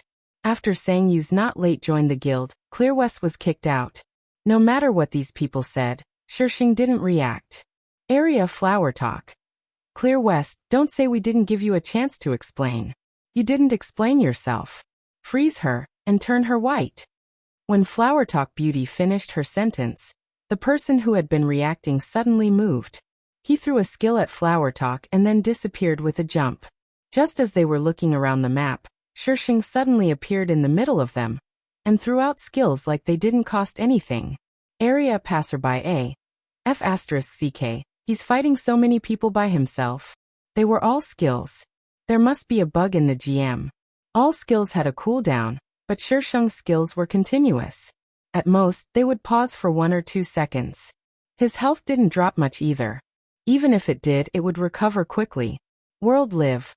Latest news, Clear West is fighting Drunk Flower Den in the newbie village. World green flower on sauerkraut. Solo? Are you kidding me? Didn't Clear West's account come from the studio? She can solo Drunk Flower Den? World autumn frost. Which newbie village? World call me profiteer. Do you want to know?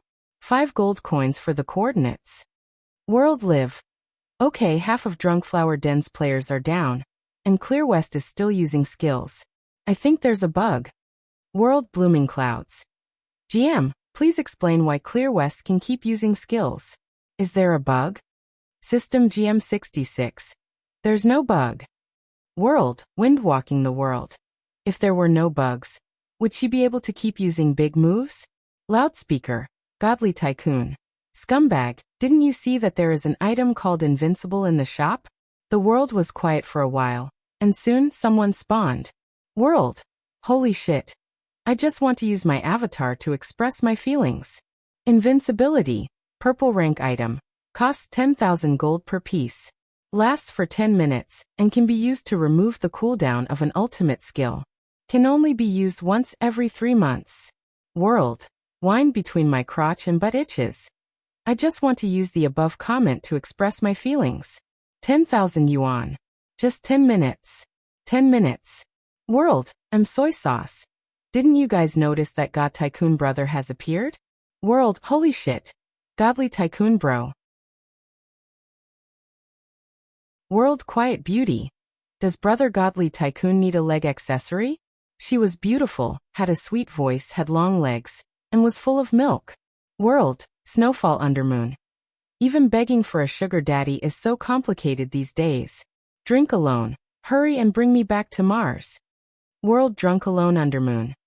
Your big brother Wind Force is still waiting for you. Don't call me. World Godly Tycoon. Snowflakes, come to the top of the Forbidden City. World Little Piggy. Brother Godly Tycoon, let's take a picture. World, Snowfall Undermoon. What are you doing, brother Godly Tycoon? I'm not selling my body. World, Godly Tycoon frowny face. World music for Miles. Little bitches from Drunk Flower Den, feel free to place a bounty on me. I won't be playing with you guys today. Yes. Please look at the house number, and don't find the wrong person. World live broadcast. The results of Clear West's duel with Drunk Flower Den are now announced. Clear West wins. Oh wait, it's Music for Miles now. That's right, Clear West has changed her name to Music for Miles. She's the one above me. World Flower Talk Beauty. Clear West, what kind of hero are you relying on an item? If you have the guts, fight me one-on-one. World Music for Miles. I'm rich and willful. I'm not a hero. Please call me a villain. Only an idiot would fight one-on-one. Fishing in troubled waters was the best choice. Shi Sheng spent 10,000 yuan to buy an item, and used it to bully these people. She was quite satisfied. However, this item could only be used once every 3 months. Otherwise, she would have killed her way to Drunk Flower Den's headquarters. World Flower Talk Beauty. Clear West you bitch. System announcement. Player Music for Miles has placed a bounty of 50 gold on Flower Talk Beauty. Limited to 3 hours. World just watching shows. Placing a bounty just because you don't like it. You really are rich and willful. However, Flower Talk Beauty's value is even higher than Godly Sua's. World Harry's Noble Deer. To be honest, I'm finding Clear West more and more cute. Am I the only one who thinks so? World Snowfall Undermoon. Harry, you're not the only one. I also think Clear West is cute. Calling her a little bitch from Drunk Flower Den, ha ha ha ha. World Godly Tycoon. Report Snowfall Undermoon's coordinates. 200 gold. World Windsong Undermoon. Huashan Road 29,345. World Snowfall Undermoon. F***CK. How could you sell me out? Tycoon bro, we're not going to meet up. Drink alone save me. Shi Sheng turned off the world chat and browsed through this account thoroughly. Level 68. She was 2 levels away from max level. Now that she was at level 70, the top 6 on the leaderboards were all at max level. She had to hurry up and level up. Shi Sheng checked the other leaderboards. Li Sua was number 1 on the God leaderboard, and Call Me Profiteer was number 1 on the Rich leaderboard. The female lead was also on the Rich leaderboard at number 6. The female lead's family was quite rich, but she earned all her money in-game. She took over half of the life skill leaderboards. No wonder she was so rich and overbearing as to place a bounty of 2,000 gold on her head. TSK, Lee Suo and Sang Yu's not late should be together now. Sang Yu's not late couldn't bear to watch Lee Suo being humiliated by her. Or perhaps she was afraid that she would say something, so she took the initiative. Sheng propped up his chin and looked at the screen. Since it was an MMO, then earning money in a game was definitely more interesting. But what was the fastest way to earn money in a game? After Sheng finished thinking, he suddenly discovered that his screen was black and white. Her character had also fallen to the ground. Sheng cursed and hurriedly revived. But just as she stood up, her screen went black again. Sheng. Which little bitch sneaked an attack on I? He pulled the screen and looked around, but he didn't see anyone. He looked at the enemy's leaderboard, but there was no notification. Sheng was depressed. She clicked on Resurrection again. The screen went black again. Sheng was so angry he almost threw the mouse. In the mythical continent, there was a race that wouldn't be displayed when killing characters. The ghost race. But this race was very fragile. They basically died with a poke, so very few people played them. Even if they did, they were all low-level characters. Sometimes they needed the ghost race's special skill, invisibility kill, to clear dungeons. She couldn't see anyone now, and the enemy's leaderboard didn't show anything, which meant that the person who attacked her was a ghost. Sheng wasn't in a hurry to get up. In the end, she was forcefully revived 3 minutes later. And then she fell down again. Asterisk guess you mu yu jia more than you jia yu, del tepsilon.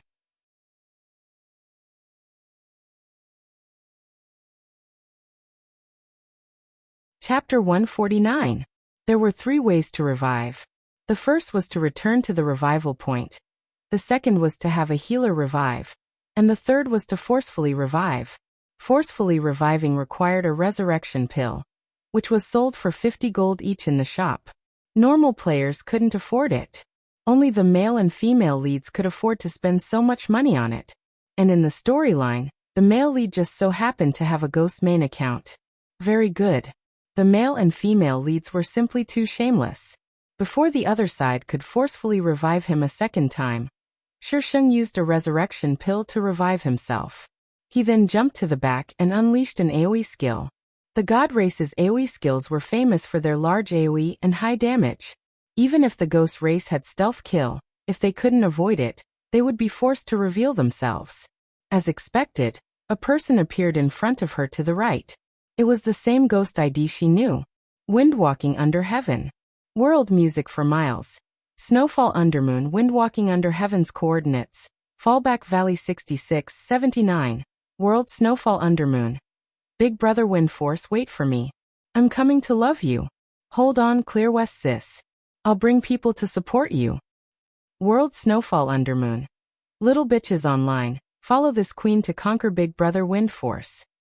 Windwalking under heaven didn't expect Sheng to shout in the world channel, without saying a word. When he saw Snowfall Undermoon calling for help in the world channel, he felt unwell. He didn't want to face that transvestite at all. Snowfall Undermoon used a locator talisman, a RMB item, and directly teleported to Windwalking under heaven's vicinity. Sheng only saw a gorgeously dressed girl suddenly appear and pounce on Windwalking under heaven. Sheng quickly cast a paralyzing curse on Windwalking under heaven. When Snowfall Undermoon pounced on him, Windwalking under heaven's head continuously lost health.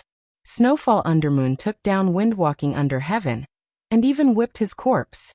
Afterwards, Drunken Undermoon and Windy Undermoon stood beside Sheng and started chatting. Area Windy Undermoon. Drunken Undermoon, why do I feel like Snowfall is especially strong today? He took down Windwalking under heaven by himself. Is it just my imagination? Area Drunken Undermoon. Clear West cast a paralyzing curse on Windwalking under heaven. If Piao Shui could go up the wind force alone, then it would be a real snowfall. Nearby Moonlight Wind chant. Clear West's skills are so good. Why are people saying that her skills are trash? Is she a booster leveler today? Area Drinking Alone Under the Moon. It's not impossible. She's acting a little different from usual today. Area Music for miles. Shouldn't you be more reserved in front of me? Do you think I'm dead? Begonia Undermoon, Drunk Alone Undermoon, Windy Undermoon. and Snowfall Undermoon were said to be in the same dormitory as these 4 kids. Snowfall Undermoon was a female character, so he was called a transvestite. These 4 people could be said to be the 4 great scourges of the server. They would definitely cause a lot of trouble. Take the previous incident as an example. It had nothing to do with them at all, so they could still get involved. Area Windsong Undermoon. Clear West Lady, I see that you're quite unique. Are you interested in joining our guild?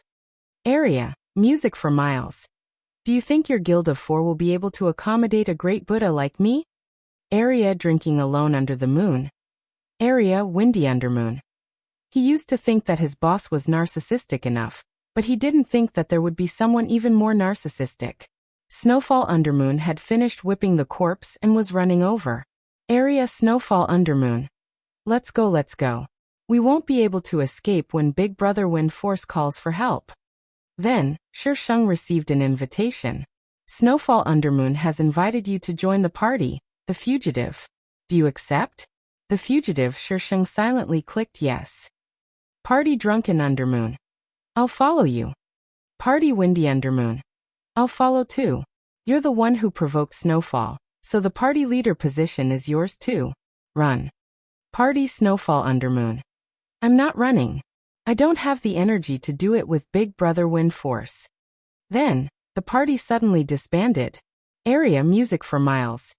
This bunch of idiots. Drinking Alone Under the Moon has invited you to join the party, the fugitive. Do you accept? Sheng accepted, but in the next second, the party leader position fell on her head. Party Drinking Alone Under the Moon. Miss Music, sorry for the trouble. Party Snowfall Undermoon. I'm sorry for letting a little girl carry you guys. Party Windy Undermoon. Then why did you choose to follow? Do you think we're blind? Party Snowfall Undermoon. Just pretend I didn't say anything. Sheng speechlessly led them out of Fallback Valley and towards a level 60 to 70 map. Popular Land Under the Heavens called for help and asked for their coordinates all over the World Channel. Sheng very considerately updated her coordinates in the World Channel. This time the coordinates were real. However, by the time they arrived, Sheng had already escaped. This angered Popular Land Under the Heavens so much that he cursed in the World Channel.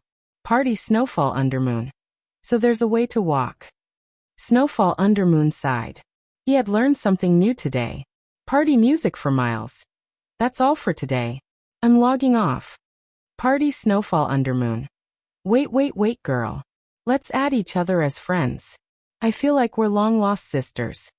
Sheng's forehead was filled with black lines as he added the 3 of them as friends and logged off. The matter of Clear West betraying Drunkflower Den had been diverted by Sheng's ruckus. Yep. Drunkflower Den's players had all gone after her. When Sheng logged on the next day, he saw that his system was flooded with messages. You have a bounty of XX gold on your head. After deleting the messages, Sheng fiddled with his account. Today's mission was to level up. PM Snowfall Undermoon. Music is online. PM Music for Miles. What? If you have something to say, then say it. If not, then leave. PM Snowfall Undermoon. Don't be so distant. We're friends who have been on the run together. PM Music for Miles. Speak human. It's clearly me BBB, who's running for our lives. You have the nerve to say we're on the run together? PM Snowfall Undermoon. How many people have put a bounty on you? PM Music for Miles. Too many. I didn't count. Her inbox was exploding. How could she be in the mood to count? It wasn't like she would die from being hunted down. All she had to do was run. If she couldn't run, then she'd fight. If she couldn't fight, then she'd log off. Let's fight another day. One had to know when to yield, and when not to. PM Snowfall Undermoon. Hey girl, wanna party up and raid 60 dungeons? PM Music for Miles. Nope. I'm going to raid towers. Raiding towers was the name given to Twinkle Gem Tower by these players. Twinkle Gem Tower had a total of 70 floors, which was the current number of floors.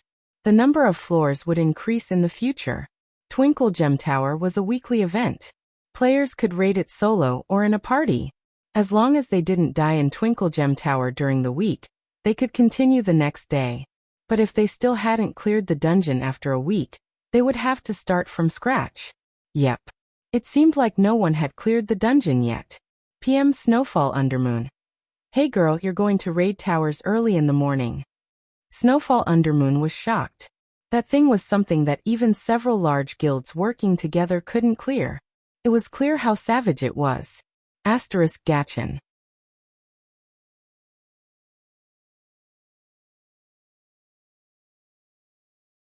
Chapter 150. Shisheng gave Snowfall Undermoon an affirmative answer. Snowfall Undermoon immediately formed a small party of spectators and pulled Windchant Undermoon, who was still online, over to watch. Party music for Miles. You guys want to raid the tower too? Party Snowfall Undermoon. No. We're just here to watch. Party Windchant Undermoon. I was forced to come. Party music for Miles. Then you guys want to split my experience for free. That's a pretty good plan. Party Snowfall Undermoon. Party Windchant Undermoon. You've left the party. She was going to raid the tower to level up, not to see the mobs, elites and big bosses. After buying everything he needed from the merchant shop, Shisheng found the NPC at the entrance of Twinkle Gem Tower and teleported in. Twinkle Gem Tower's map was similar to a normal tower. The first 30 floors were relatively easy to clear, but after 30 floors it wasn't so easy. Shisheng climbed all the way to the 20th floor and spent half a day to earn back the experience he lost yesterday. When he came out, Snowfall Undermoon sent him a message. PM Snowfall Undermoon. Girl, look at the world chat. Shisheng knitted his brows and opened the world chat. World Flower Talk Beauty. Sangyu's not late, I'm not done with you. World Sangyu's not late. The item was given to me by God. If you have any complaints, go talk to him. World Call me Profiteer. I'm buying Heaven Mystery Crystals. Do you have any? World Blooming Clouds. Profiteer, you've been buying it for a few days now. What's the use of it? Heaven Mystery Crystals were dropped from 30 dungeons. The drop rate wasn't high, but no one knew what they were used for. World Flower Talk Beauty. God said it was a fair auction. You suddenly said you needed it, so God gave it to you. Do you think we don't need it? Shisheng switched back to the private chat. PM Music for Miles. What's going on? PM Snowfall Undermoon. Li Sua brought people to raid a dungeon just now and a weapon dropped. Both Sangyu's Not Late and Flower Talk Beauty can use it. In the end, Sangyu said she needed it, so Li Sua directly gave it to her. Flower Talk Beauty is causing a ruckus on the World Channel. You've already caused a ruckus for a while when you were pushing the tower. TSK, there's a show to watch every day. Shisheng immediately switched back to the World Channel and typed furiously. World Music for Miles. The great God is willing to pamper me, so why are you fighting with him? You're going to be abused. World Flower Talk Brocade. Why are you interrupting? World Music for Miles. None of your business. System announcement. Player Music for Miles has placed a bounty of 50 gold on Flower Talk Beauty. Limited to 1 hour. World Harry's Noble Deer. Little Shinga is offering a bounty just because she doesn't like it. World Taheojin. Rich and capricious. World. I know 72 changes. Your ID is not qualified to say these 3 words. World Taheojin. Upstairs give me a beauty. World Blooming White Clouds. Upstairs give me a handsome guy. World Just Watching Shows. Upstairs turn me into a transvestite. World Snowfall Undermoon. Hahaha, who knows, maybe he's a transvestite. World Drunk Alone Undermoon. Sorry, Snowfall didn't take his medicine today. I'll drag him back now. World Snowfall Undermoon's appearance was very strange, and it was easy to cause public outrage. Flower Talk Beauty didn't know if she was angered by Sangyu's Not Late or Shisheng's words, but she didn't say anything for a good while. Bored, Shisheng closed the World Channel. He parked his account in a deserted part of Fallback Valley, ate his meal, and came back to find that he had been killed. Shisheng was furious. There was also a group of people with red names fighting nearby. Fallback Valley was a peaceful area, so players couldn't kill people without killing them. These people actually dared to start a massacre. Those who started a massacre would have red names, and the more people they killed, the higher their crime value. Players who weren't red names would receive large amounts of experience from killing red names, and had a 50% chance of dropping equipment and weapons. It was even better than killing monsters. Some of these people even had the guild name Drunkflower Denver. With new grudges and old grudges, they decided to sell their kills. World music for miles. There are red names in Fallback Valley. If you want to take advantage of the situation, hurry up and come. No need to thank me. World Autumn Frost. Why do I feel like Clearwest's style is different after changing her name? She's selling her kills. Be careful not to get ganged up on. After Shurshung revived, he picked up his weapon and charged towards the nearest red name. He wouldn't kill anyone with a red name. He was a F** king retard. Most of the players in this group were between level 50 to 60, and the players from Drunkenflower Den clearly had the upper hand. The other group of players belonged to a guild called World Famous, and the battle between the two sides was in full swing. Shurshung specifically targeted the players from Drunkflower Denver. I am a person who clearly distinguishes between kindness and hatred. Very soon, people started cursing in the World channel. World Infinite Landscape. Music for miles. I didn't offend you before, so why did you kill I? World Music for miles. Who told you to have a red name? Aren't red names meant to be killed? Retard. World Infinite Landscape. World Music for miles. Of course, the main reason is because you're from Drunkflower Denver. World Infinite Landscape. You betrayed Drunkflower Den, and now you're saying you're in the right? World Music for miles. Which eye of yours saw me betraying Drunkflower Den? Do you have proof? Without proof, it's slander, you know? Did you graduate from elementary school? World Infinite Landscape. If it wasn't you, then why did you leave the guild? If this wasn't a guilty conscience, then what was? World Music for miles. Who would want to stay in that shitty guild of yours? World 4 Seas 8 Lands. Little music is right. What's so good about staying in that shitty guild of Drunkflower Den? Come World Famous, I'll protect you from now on. For Seas 8 Lands, the guild master of World Famous. He had always been second to Lee Sua on the leaderboards, but his guild was the #1 guild. They were enemies with Drunkflower Den, the kind that would fight whenever they met. That was why he started a massacre in the Peace District. Yep. It fit the setting perfectly. Most importantly, Drunkflower Den had lost to World Famous in yesterday's city war. Shurshung glanced at 4 Seas 8 Lands, who was in the middle of the crowd, and calmly typed a few words. World Music for miles. You're about to die. World 4 Seas 8 Lands. F***CK, you dare touch your grandpa? See if your grandpa won't make you kneel and beg for mercy. More and more people came to Fallback Valley to kill the red names, and the map became a bit laggy. Soon, it became a chaotic battle. And the killing went on until it was hard to tell who was killing who. After killing for a while, Shurshung felt bored and went back to the tower. But at the NPC entrance he saw Lee Sua, Sangyu's not late, and the others.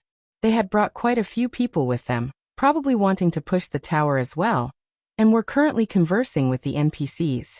Her guild was in the middle of a brawl, and her guild master was actually pushing the tower? Wait a minute. As far as she knew, 4 Seas 8 Lands had been competing with Lee Sua to get the first clear of the tower. So they were just delaying 4 Seas 8 Lands? F***CK. How scheming. Shurshung opened up his friends list and poked Snowfall Undermoon. More. Thanks to all the tipping treasures.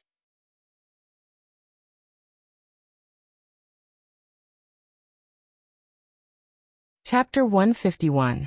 PM Music for miles. Come to Twinkle Gem Tower. Snowfall Undermoon replied almost instantly. PM Snowfall Undermoon. Push the tower? Isn't Little Music's song watching people fight in Fallback Valley? PM Music for miles. Watch the show. Lee Sua is here. Snowfall Undermoon didn't reply for even a minute, but she soon saw the flirtatious girl and brother Godly Tycoon. Snowfall Undermoon pulled Godly Tycoon and found Shurshung in the crowd. Snowfall Undermoon has invited you to join the party. Do you accept? Shurshung's hand almost slipped and he clicked reject. This name. Party Godly Tycoon. You're not the real person, right? This was the first message Shisheng saw when he entered. Shisheng frowned slightly.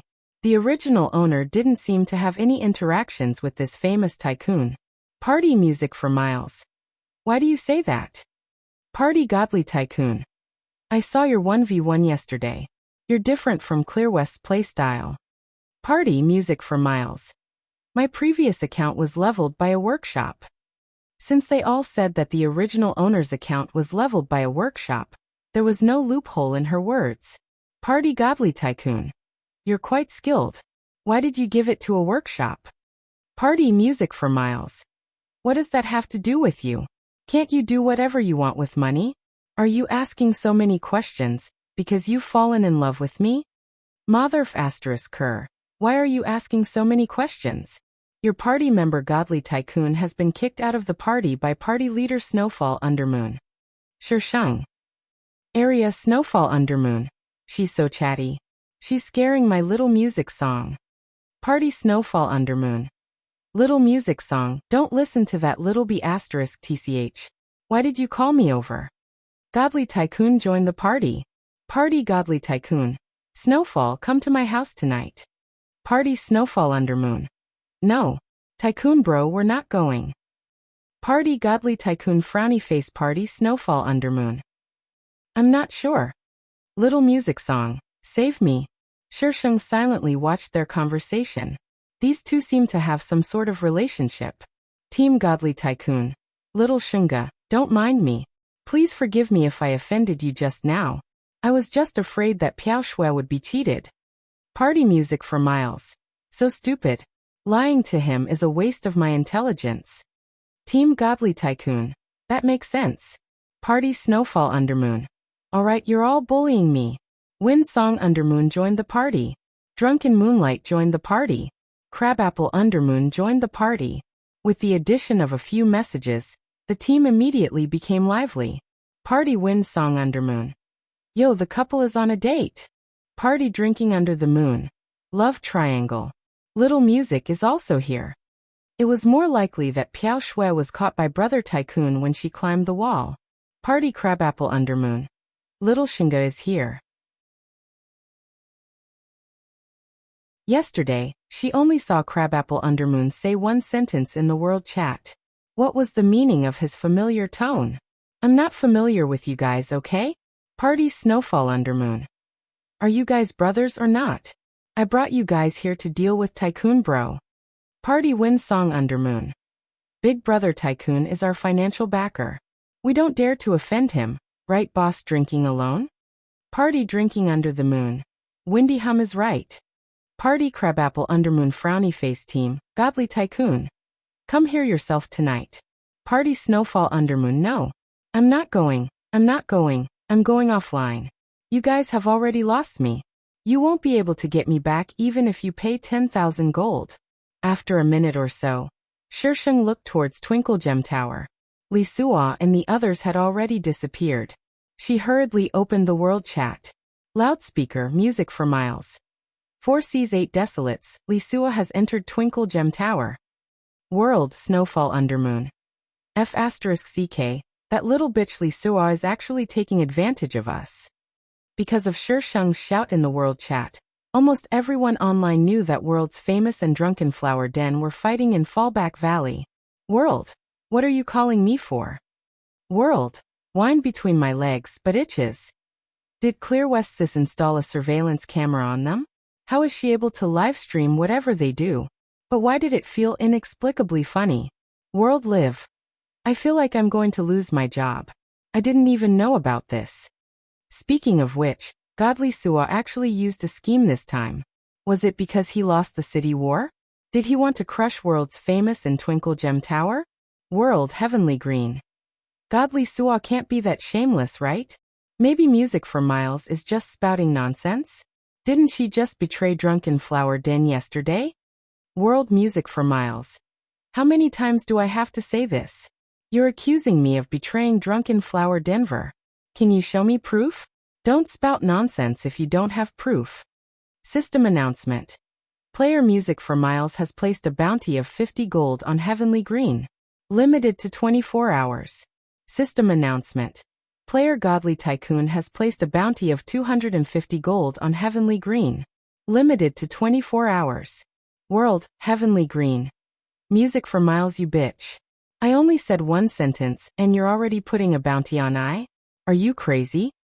Heavenly Green only scolded Shisheng and acted as if she didn't see Godly Tycoon's bounty.